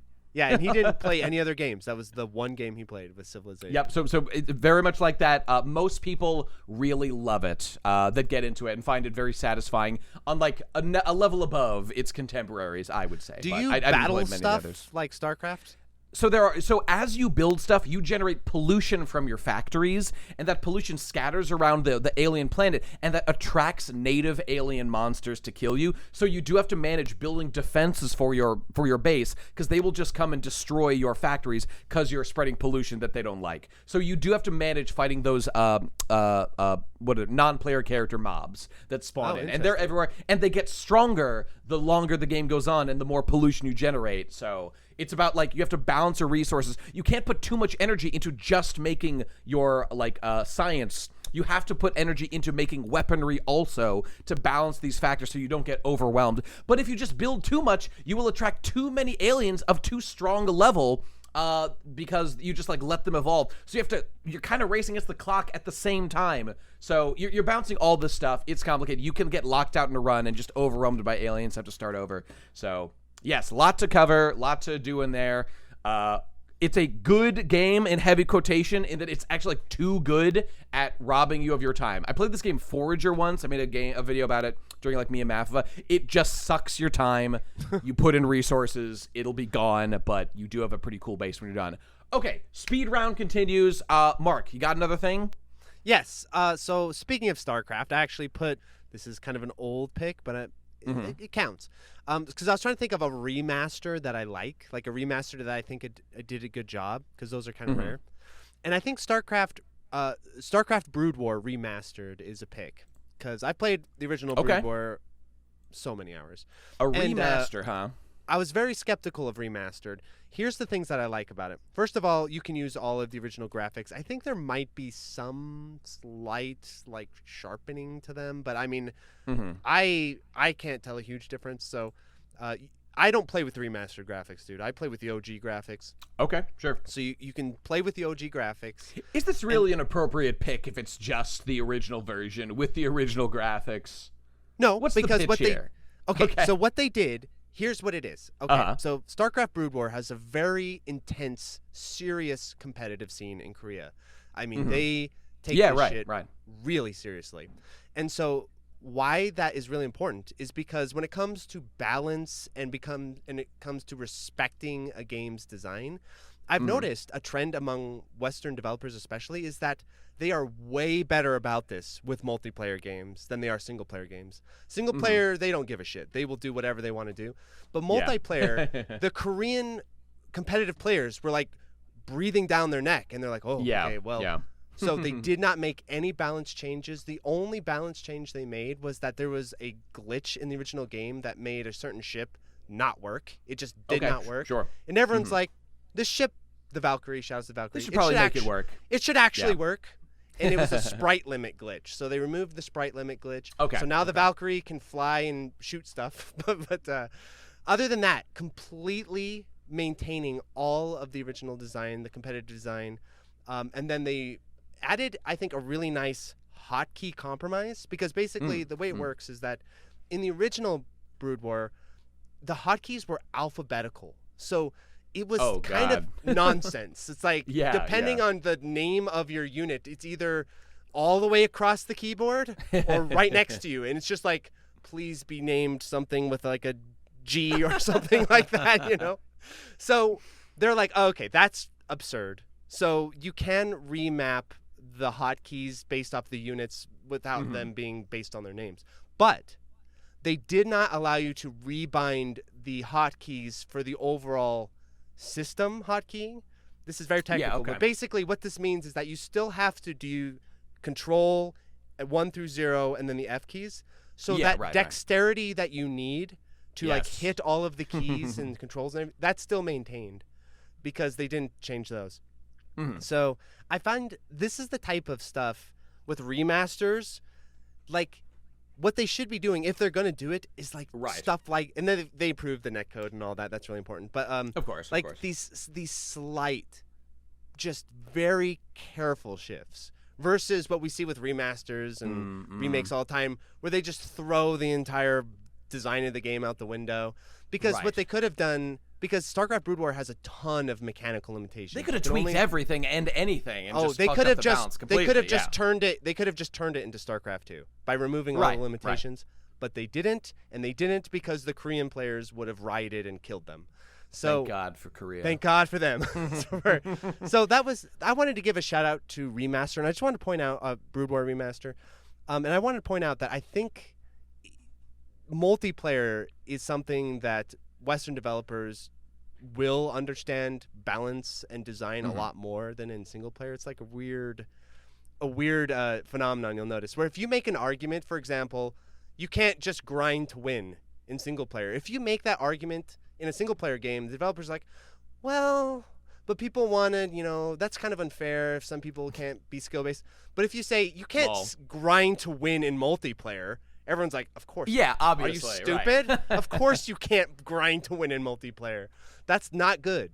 So, basically, these ethics. You wanted to shout out like a remaster that did it right, basically, right? The one. That didn't fuck things up. The one. Basically okay, the one. Right. And I give full credit. It's not to Blizzard. I think if Blizzard had their way, it would have been, because there was Warcraft 3 Reforged right after. Disaster. Complete disaster. Right. I think it's really the Korean competitive players that are to thank for. I mean, it is so catering to them that you can have Korean commentary as you play. You can have Korean commentators getting hype as you play. So yeah, it really that's why it works, is because the competitive scene kept it on track. That's good stuff. Okay, we've got to rush though. Noni, buddy, what do you got? Let's any more? How many more you got? Just out of curiosity. I have two, I think. Yeah. Okay. All right. Let's go for one. Hi-Fi Rush. 3D action game. Yes. Yeah. I never played Hi-Fi Rush. I didn't ever play it. People seem to like it. It's good. It's like a tight 6-hour experience. It rewards you if you're skillful at it, because it's like a rhythm game essentially. So when you do better, the better, more you pay attention. Hey, like the fucking 3D cartoony art style. It's pretty cheap. No DRM. The moment the developers got their hand on the full game again, they removed all the DRM, which I think is a based move, personally speaking. Yes, kind of. Also, definitely. Speaking of DRM, when Remastered came out, Brood War Remastered came out, I didn't get it because it had DRM. I was like, fuck that. Right. That's gone now. They removed it. I'd love to see it. Just a great game. Just a great game to play. I don't really have deeper points about it specifically. Okay. I'll have a quick question about okay. Hi-Fi Rush to help with the point. Go for it. I was curious about it because I haven't played it. You know the rhythm element where you have to like move on rhythm and stuff? Yes. If you don't do that, if you just try to play it normally, does the game... I'm hoping what the game does is say, no, you actually have to play on rhythm. Or does it kind of go, well, that's fine. It doesn't really matter. The game cheats a little bit because you're always on rhythm. Like, even if your character is standing still, you can see them tapping their foot to the rhythm. And when you press the button, the actual, like, how the input translates kind of, like, always, like, puts you in it. But if you're actually on it, you get, like, the bonuses, the actual, extra effects, the super moves, the combos. Like, you can just press the buttons and your attack will work just fine. But if you don't actually press it on the rhythm, you won't get, like, the combos and, like, the super moves. Oh, that's not too bad. What I would think would be even cooler is if you were off rhythm, like nothing would happen. So like if you go to move and you're off rhythm, your character you have to like wait to the next beat. I think the developers weren't that brave. But it sounds like the game kind of half measures it, No. where it's like buffers the input. Hey, for what it's worth, you can go to the menu of the game and choose the level of precision you want. Like, you can get it to like, hey, if you don't press it, like, I think it doesn't. I haven't played on that, honestly, personally. Like, I haven't played on the max stuff, but the game does, like, at the beginning, hey, do you want it to be, like, light? Do you want visual elements to help you with the rhythm? Or do you want just, like, pure music, pure flow? Okay, but the consequence for not being on beat seems pretty low. Is that fair to say? The enemies are pretty hard if you're not on rhythm. Okay, so you feel like you do need to do the rhythm stuff to like beat the tougher enemies. Okay. Yeah, on the tougher enemies. All right. It's really that like the game is hard if you like go for it. Okay, good to know. Yeah. No. All right, guys, we gotta speed along. So let's go ahead. Carry it on. All right, I'll take one. I'm just going to give a huge shout out to another. I don't know if that game really counts as an RPG. Whatever, doesn't matter. It's got to be Neo Twowie, the sequel to The World Ends you really With You. like that. You really like that. I've never played it or Neo anything. Twowie. I think it is a fantastic... Now, is it perfect? No, nothing's perfect. What it is a fantastic sequel to one of the best DS games that carried the story forth in a reasonably good way. The story's kind of kooky and all over the place, just like the first one. But Ringo's character arc, as it resolves, is fantastic. The music is fantastic. And overall, just the general gameplay and the stuff that Twowie does, like encouraging you to play every level through all the way... It gives, like, even the first Twowie and this Twowie, they both have this deep, rich feeling, like, that encourages you to really explore every corner of the game that I love. I love when a game challenges me and encourages me to experience that, like, to that full degree, to, like, collect every pin and beat every minigame and talk to every NPC, and it's so rich and stuff you can flesh out that way. I never beat the super boss. I've mean to go back and do that. I've got to do that sometime. And, and the gameplay, the way that they adapted the gameplay from, like, it had to be different. The DS, totally different gameplay than on, like, a PlayStation controller, whatever you want to do. You just map, like, each character's mapped to one button when their charges are available. You just push their button and they just attack. It sounds simple. It is brilliant. It works so well. It has flash. It has flair. It is so fun.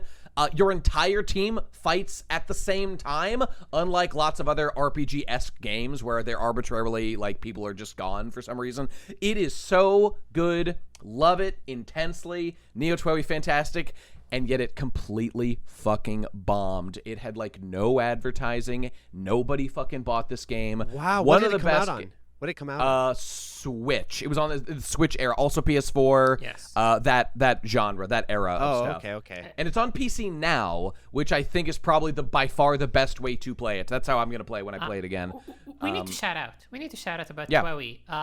Twowie came onto PC literally as a stealth drop. I think there is like one frame in like some Steam compilation. This is like some shmup marketing. This is how shmups are released.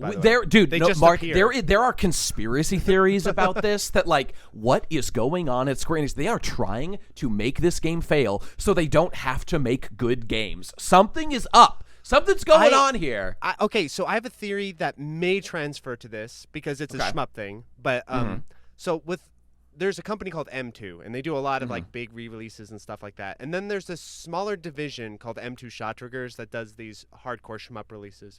And I get the feeling that basically these developers work on these games in like their spare time at the office. Like it's not even it's like barely recognized as like part of the company. It's like, okay, fine, you can work on that on your smoke break or whatever. And then the company does not give a shit how the game performs, and they do not want to spend $1 on marketing. Actually, not $1. So what happens is these games just come out, and it's like literally like one tweet with like 500 followers. It's like, by the way, the new game's out. Like, it's there's no marketing, there's no promotion. Sometimes they come out, and I've been looking forward to them, and I didn't even know they came out until like months later. I'm like, oh, Night Striker Gear came out 3 months ago, apparently. So that may be something similar where Square looks at it and they're like, this will make $0. Fuck this game. We're not spending $1 on marketing. That's a theory. And Noni, what were you saying? I think it might be more insidious, Mark, because I don't know the exact timeline. I think it is actually. The original Twowie got like a re-release on PC and Switch and stuff like that.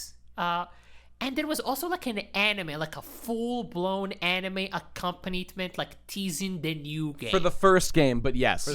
That's right. Like the new... And it sucked, by the way. That anime looked like garbage. It was trash. So it's like, it feels odd to have like an anime and a remaster of the original, and then just like, hey, and here is the sequel, and there's just like zero. Dude, like, I feel like some executive had it out for this fucking game and wanted this series like killed. It feels that. I don't know if that's true, but it feels that way. It really does. They probably saw it. They tried it with. This happened with Shot Triggers. They tried it with the first one. Okay, we'll give it a little marketing. We'll give it a little promotion. It flops, and they're like, fuck this. But then they're like, yeah, but we're in development for the second already. They're like, oh, great. God. Just get it out now. Just release it. This is all just kind of something I've speculating on, but it's a pattern I've noticed. Is like basically there's got to be inner conflict at companies, like to some degree. It's a real thing, of course. There's different teams, different priorities. People don't like getting their projects kicked around or whatever, or like deprioritized or reprioritized over other things. God, I don't know. That is going to manifest in some way. TWEWY may well be one of those situations. Like, it's a miracle they even... The weird thing is they even let it be made in the first place if they didn't want to budget it. Why even make it at all if you don't... I feel like... But they bullied them. They hounded them, and I think they wanted to shut everybody up, and they wanted to be like, never bother us about this. It's been like 20 fucking years with you people bothering us about this game. Please shut up. Oh, no, the game bombed. Whoopsie-daisy.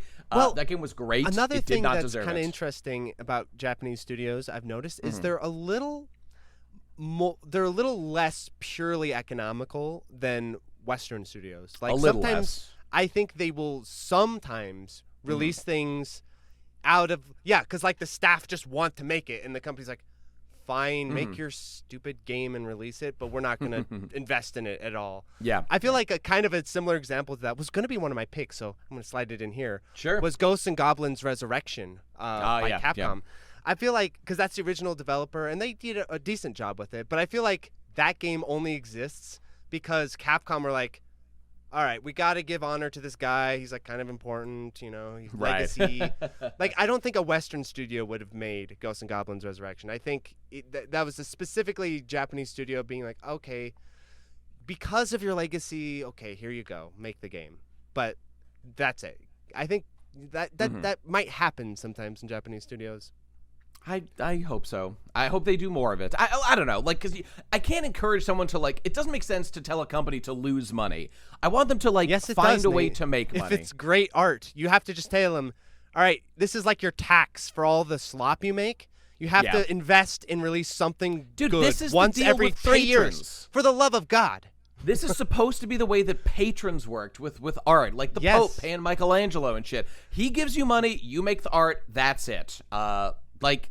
There's and a it's like version penance. of that. Like that's penance, like what Patreon's for, right? It should be penance for all of these AAA studios that release slop. It's like, listen, you have to release one artistically valid game every so often. You have and we to. should be the judges. We get to decide. It's a requirement of your company. You have to. The panel of internet geniuses will be weighing in on this and determining whether you are positive or negative. If you're in art debt. And you have to pay it back. Yeah, that's right. Your slop percentages are too high. You're going into art debt. You need to pay off this debt and make something artistically valid, even if you lose money. That's a great idea. Okay, we've got to hustle along. Whose turn was it? What were we just talking about? Oh, that was your suggestion, Mark. So I guess I think we're talking about future releases. We can. Do we want to just wrap up? Let's wrap up our final things that we like. Yeah, so Noni, go ahead. I think this is a game I have some stuff to say about, but, you know, all of us are familiar with. Devil May Cry 5. Devil May Cry 5. Yes, of course. Which I still need to play. I only got like a little bit into it, to my shame. The breadth of just how deep you can go with each character, and like how just the game responds to the difficulty like increases like mechanically, and just it's awesome. It's amazing. The DLC is awesome. Virgil's awesome. Like, this is like Devil May Cry 3, but then they cranked up everything, and the game looks gorgeous and runs fucking awesome, even on like low-end hardware, which is what I originally played it on. Wow. Okay. No, that's surprising. Yeah. No. Capcom be making great game. From what I know, I got to finish it. I'm an idiot for not doing so already. And Virgil is literally me. That's literally me. I am the storm that is approaching.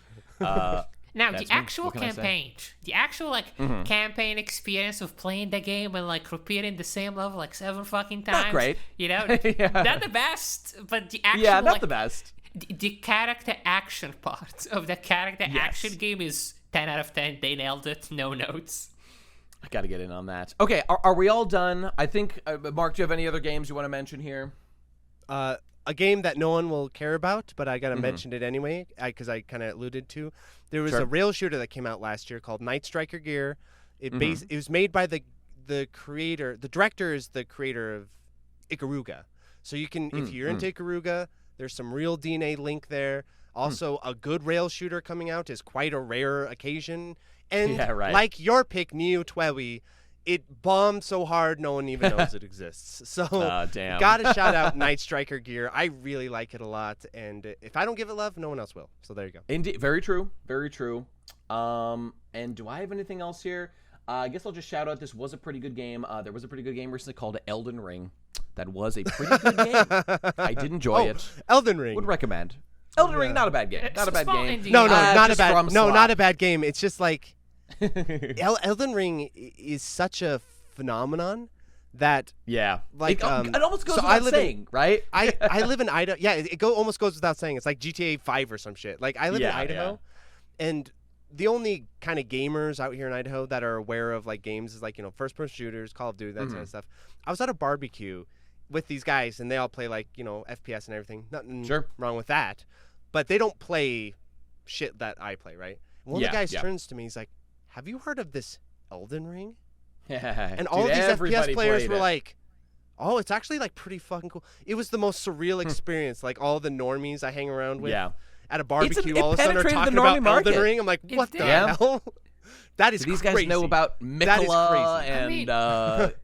I think one of the things similar to Elden Ring is like The Witcher, like The Witcher 3, like that. For being, it penetrated pretty far. Yeah, like it's like being like 100 hours, multifaceted choice game with like honestly not that good of a like actual gameplay loop. It was just it hit different. It just hit different that the normies were like, "Ooh, what's this?" Yeah, it's crazy how popular it was. It is wild. It is kind of game was. It is kind of bizarre how popular it did in fact get. So there's I didn't play Night Rain, that DLC, but the Mikola DLC, whatever the fuck that was called, the Shadowlands or whatever, dude, that was awesome. And Mikola's by far my favorite character in Elden Ring. Compelling, interesting, I'm going to get angelic. to Elden Ring. I'm going through the souls, reviewing them one by one, and then the final boss, the final review. Fucking Elden Ring. Sounds cool, man. The people will love that. Yes. So I would love to hear your take on Dark Souls 2, though.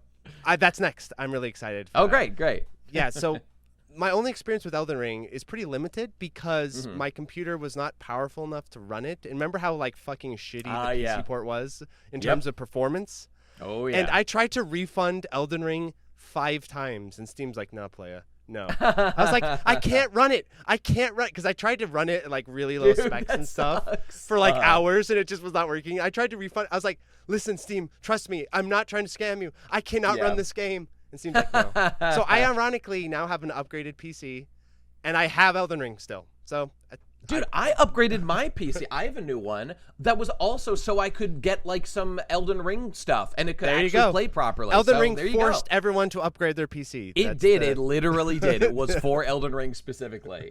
So there you go. And I almost forgot, but I should also shout out Outer Wilds, which is this totally awesome like 3D exploration, semi-puzzle solving, but it's all in your head and it's totally sick.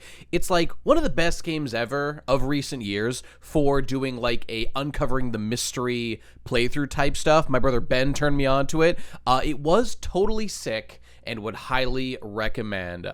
It's great just going in knowing literally nothing about it, so I guess that's kind of perfect for this. But yes, I definitely would include Outer Wilds. Never played a game like it, and it was totally awesome. Check it out now. Okay, we're officially ending the section of good games that we liked from recent history. Thank you for attending the seminar. And now, let's do I guess it'll have to be relatively quick, because we got to end pretty I want to soon. start off because it ties right into Elden Ring.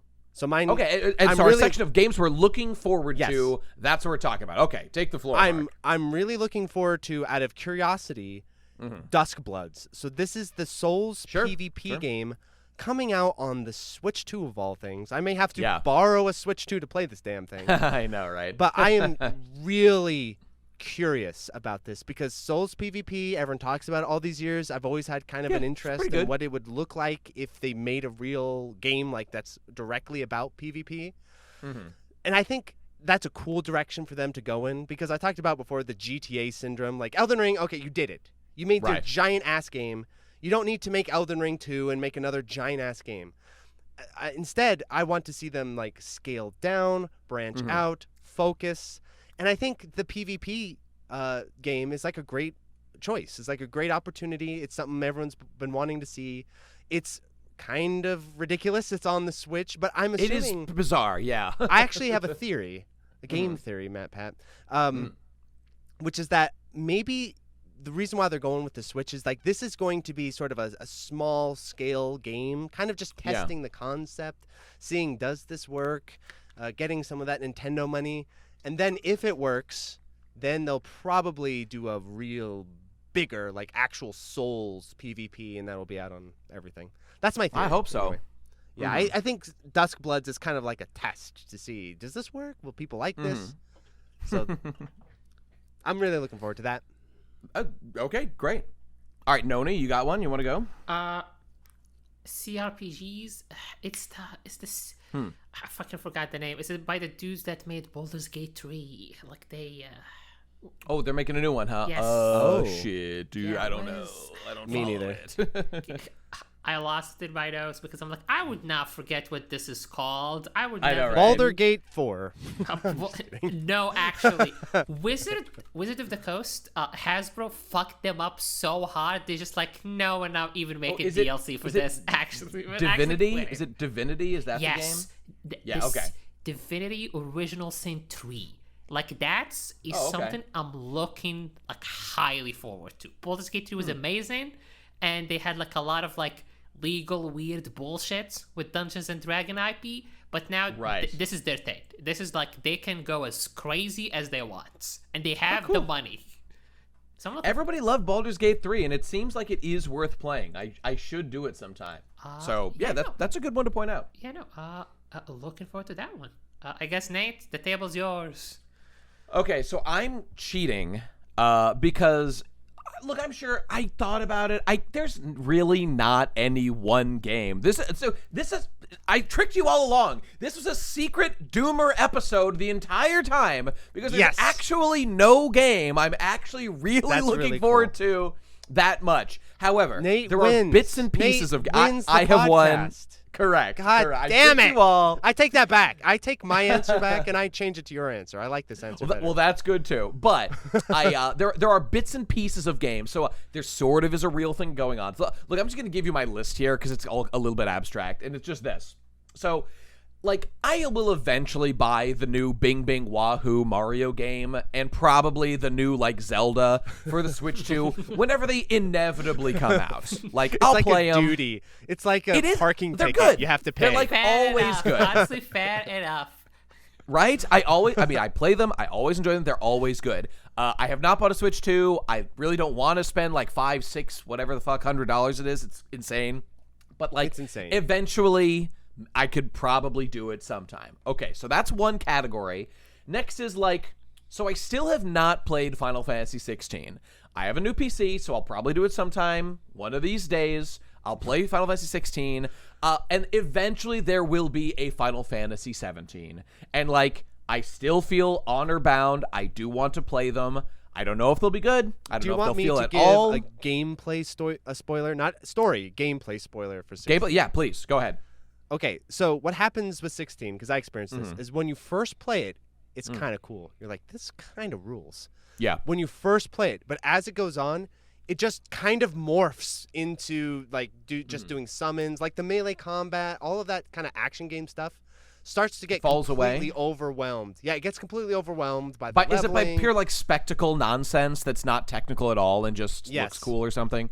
Yes. Lame. Okay, yeah, I mean that's not. So it's more fun. So what's going to happen is when you play it initially, you're like, this is fun. Like the early game is actually pretty fun, but as it goes on, it just it falls off. Okay, for me well, anyway. good to know. And Final Fantasy has lost a ton of its identity, and so this is sort of a Stockholm Syndrome thing for me, but like I do still want to just follow along and just keep my eye on the pulse and like see how it's going, because I suspect it's not going great. You played 15, right?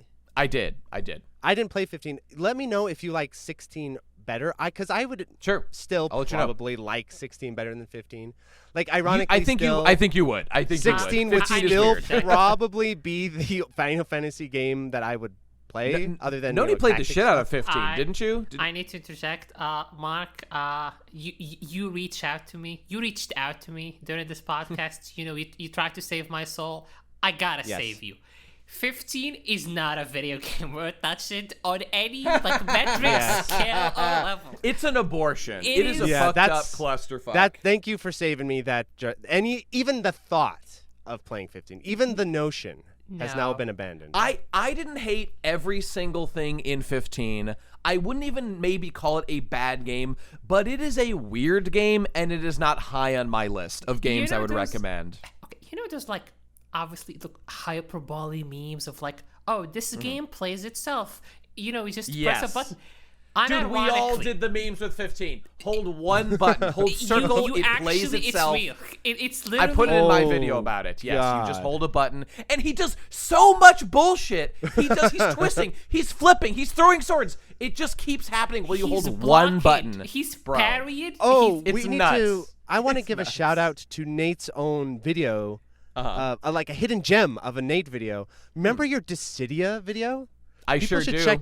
That one was really fun. So, guys, check out Nate's Dissidia video. Thank you. I think that was really in reference to, I was talking about how NT sucked and it failed. Yes. And the original was great. Great video. The original was so good. Great video. Great. Air dashes, etc. Yes. Oh yeah! Holy shit! What the original? Well, that and Duodecim, legendary games. I would instantly buy a new one, but I'm not buying this 3-player slop bullshit. Whatever, it looks bad. They made a mobile game. They're making a mobile game. It's a mobile game nonsense. Who gives a fuck? Jesus Christ! It's over. It's all over for us. It's over. When it hits last mobile, two things. It's over. Put it to bed. Put it to bed. Okay, just two last things. Silksong DLC. As a category, I will play all of that probably day one. I will slurp it up like the grateful little hog that I am. Holy shit, I want more. It's like the best thing ever. It's my crack. More Silksong immediately. I want to play it right fucking now, but I'll do it later. Okay, I'm going to wait for the boss rush. That's what I want. I'll keep you posted. I will let you know. Yeah. Develops as they come. Okay, and last thing. This one's funny. I'm a little conflicted about this. And people will know why. I mean, if they know my oeuvre, my old work and stuff. And I'm going to shout out Deltarune and the as of yet Undertale. Incomplete. Yeah. The sequel to the Undertale. Toby Fox is a savant.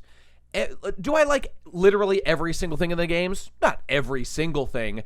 Overall, the experience of playing Deltarune is so good. Is so well crafted. He's musically great. The characters are good and compelling. The combat is great. The weird, he's the weird route. JRPG hero, Toby Fox. I've always gotten that feeling. He's best friends with Shigeru Miyamoto or whoever. the Kirby guy, Sakurai. They're all friends now. He lives in Japan, speaks fluent Japanese. He's living the weeb dream. I'm very happy for him and jealous. But Deltarune is just undeniably good. I do have concerns about the chapter structure. I always did since the very beginning. I made a video about it a million years ago. And yeah, chapter structures are scary. I will say now what I said then. I actually do trust Toby to deliver a good story. I think he has never failed me. He could fail me, and I would eat those words if the ending's bad. I think that he will have planned it out enough. Even though I think waiting years between parts of his story is really not the best way to do it.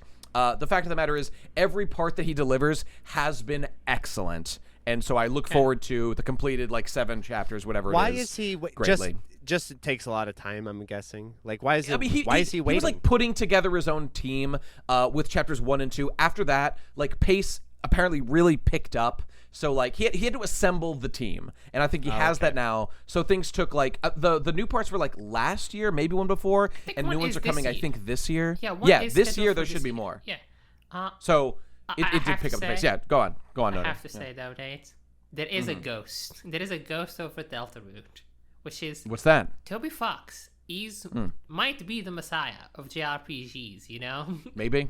Mm-hmm. He is still the student of fucking Hussey. He is. I know. The ghost of Hussey looms large. A lot of this is on faith that Toby has grown past Hussey. It's the old copy pasta.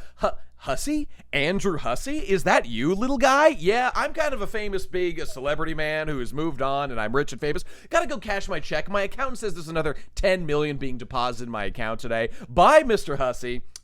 Yeah. Look, Hussey's okay. I mean, whatever. His comics, I kind of grew out of them or whatever. I just haven't paid attention. Ben says, my brother says that they're good, the ones he's done recently, but I don't know.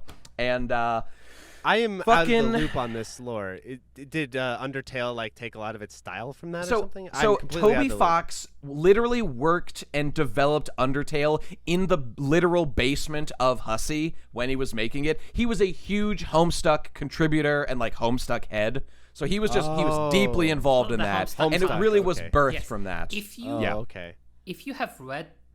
Homestuck and played Undertale, you can see like the inspiration for the dialogues. Like that makes sense because when I'm not super familiar with Homestuck, but I know when I was playing Undertale, I'm like, I recognize this style of dialogue. I recognize this style of like communication, and I don't, it's like very internet-y, and it's very like, millennially internet-y. Millennial internet. I was like, where did that come from? So it's like Homestuck is kind of the originator of that style. Sounds like now, it was a huge pioneer. The Homestuck. The thing about Homestuck is, at least in my opinion, might be like one of the best like sci-fi stories for like the first half, and then it does like a nosedive, like a truly. It certainly does. Like how could we have gotten here? But look at our examples. Undertale had an amazing ending and was incredibly satisfying. The difference is it was released as one package. Also, it was like 4 hours. It was not particularly Also, it's 4 long. hours long, yes. This is different, but like I do have faith. It'll end well. Oh, go on, Mark. Oh, I was just saying about the 4 hours. I heard this quote from a screenwriter who said that only small things can be perfect. So he's talking about the difference between film and television. And he's saying film can be perfect because it's small. Yes. Television is too big to be perfect. The scale makes it just exposes. It's absolutely true. Flaws. And that is the danger of Deltarune, but he actually does. It's still a relatively small game, like relatively speaking. So whatever. I'm just gonna leave it at I have hope, maybe even faith, that Toby can deliver on what's been done so far. So we'll just see. We'll see if I'm wrong. That's all there is to it. Here's the thing, Nate. If this podcast, doesn't, crash and burn and we all are dead, I'm not back in the cave jail, we might talk about it. Like specifically we may well. Predictions. Like looking I would enjoy doing that. Yeah. I mean, the next chapter is supposed to come like this year, right? Later this year. Yeah. So that, could be pretty soon that we have more Deltarune to talk about, which I would love to do. Because Deltarune, man, the weird route, the stuff with Noelle, the identity of the night. I mean, I made videos about it. You helped me work on them, as I recall, Noni. That's we got stuff to say about Deltarune, no doubt. Ooh, okay. If that's like your last prediction, Nate, I'm done. Go ahead. Take the floor. Can I throw in something real quick? Please. In case Mark doesn't have like another prediction, I only have one more, so go ahead. Do we have morbid predictions though? Like something like not like, oh, this is gonna be like a banner 10 out of 10 game, but more like I want to see like the fallout of this like type of game. Well, if Deltarune ended bad, that'd be one for me. But I have one too. I have one too. Yeah, go for it. Virtua Fighter 6. I'm really looking forward to it. But I am also kind of scared because the things they've been doing with Virtua Fighter 5, it's like when when it first came out, I was like, okay, this is working, good. But as it's going on, they're making more and more like, oh, Sega, what are you doing? They added like this like rootkit anti-cheat thing. I'm like, what? There's a player base of 100 people. No one's cheating. What are you doing? So what are you doing, dude? So I'm half optimistic, half terrified of Virtua Fighter 6 because it feels like Sega are slipping up with what they're doing lately with VF5 compared to when they first started working on it. Hopefully, these are just growing pains, and Virtua Fighter 6 will be awesome. But I'm nervous for that one. So that one I wanted to point out as like, I'm looking forward to it, but I'm also a little scared because basically, if Virtua Fighter 6 sucks, the series is dead. Like it's done. Virtua Fighter's cooked. So it either needs to be great or the series is done for. So that one, I'm high risk, high reward kind of release. It's not one of these, it had a bad game and then, they'll make the next one. No. Virtua Fighter 6, it's got to be good. Okay. Otherwise, the series is in deep trouble. I've got one I'll just slip in here in terms of my Doomer predictions. It's complicated. I will not elaborate further, but I will just simply put Remake Part 3. Remake Part 3 will be... Are you going to review it? Are you going to, look, do them all together in, one there super will pack? be... So, I've thought about this. I would like to make something relatively soon before the third game comes out, sort of in anticipation of what the last one will do, but I have deep thoughts to say about the existence of remakes, the FF7 in particular or something, but the third one will be the deliverance upon all the predictions that I have, all my fears as to what it'll do, what it means for the series at large, et cetera, and I have a lot to say, which none of which I will say right now. One day in the future, they will hear more from me. Go on now. I have to say that a small percentage of the reason I got a new computer, which you helped with, Nate, absolutely, is for me to be able to record and also edit footage for these fucking games. That's true. That's true. Our favorite games of all time. Final Fantasy VII Remake Part 3 is gonna be the funniest. Truly. God willing, we'll laugh ourselves all the way to an early grave. All right, Noni, have you got you surely you have an example since you brought it up. No. No? Okay, that was okay. Let's leave it on that note then, shall we? This dark cloud looming on the horizon, which actually is very appropriate because you guys are going to want to tune in next week for our next episode of Internet Genius. It's going to have the same cast. We're doing a double feature here where we will be talking about the worst games ever. The games that fill us with rage at their mere mention. Little mechanics that still stick in your craw that you could just never shake the fear from in your head. In your nightmares, these boxes loom large. These discs spin with ferocity, going to slice your fucking throat. And yes, I cannot wait. I think the people are going to enjoy. We've already been preparing our lists, so we have much to say on this subject. At least I have. I assume others have as well. Okay, guys, last thoughts on our whole discussion of good games and stuff. Anyone care to comment or make any final points as we wrap up here? No, this is just a really fun episode. I'm excited you're doing a new podcast. Me too. I'm happy to be in the flagship episode because, as I understand, if you're on the if you're like the first director of a TV show, and the TV show gets syndicated, you get the royalties. So I'm excited to be collecting No, I'm just kidding. But something I'm really that, yes. But I'm excited to be in the flagship episode, and I think you're gonna have lots of cool guests and. Yeah, people keep tuning in. This is really cool. Oh, I hope so. Thank you, Mark. It's lovely to have you here. Again, Mark's a good friend of mine. He's been very kind to me over the years, and we both seem to enjoy each other's work to some degree. So that's good. Definitely. I enjoy your stuff.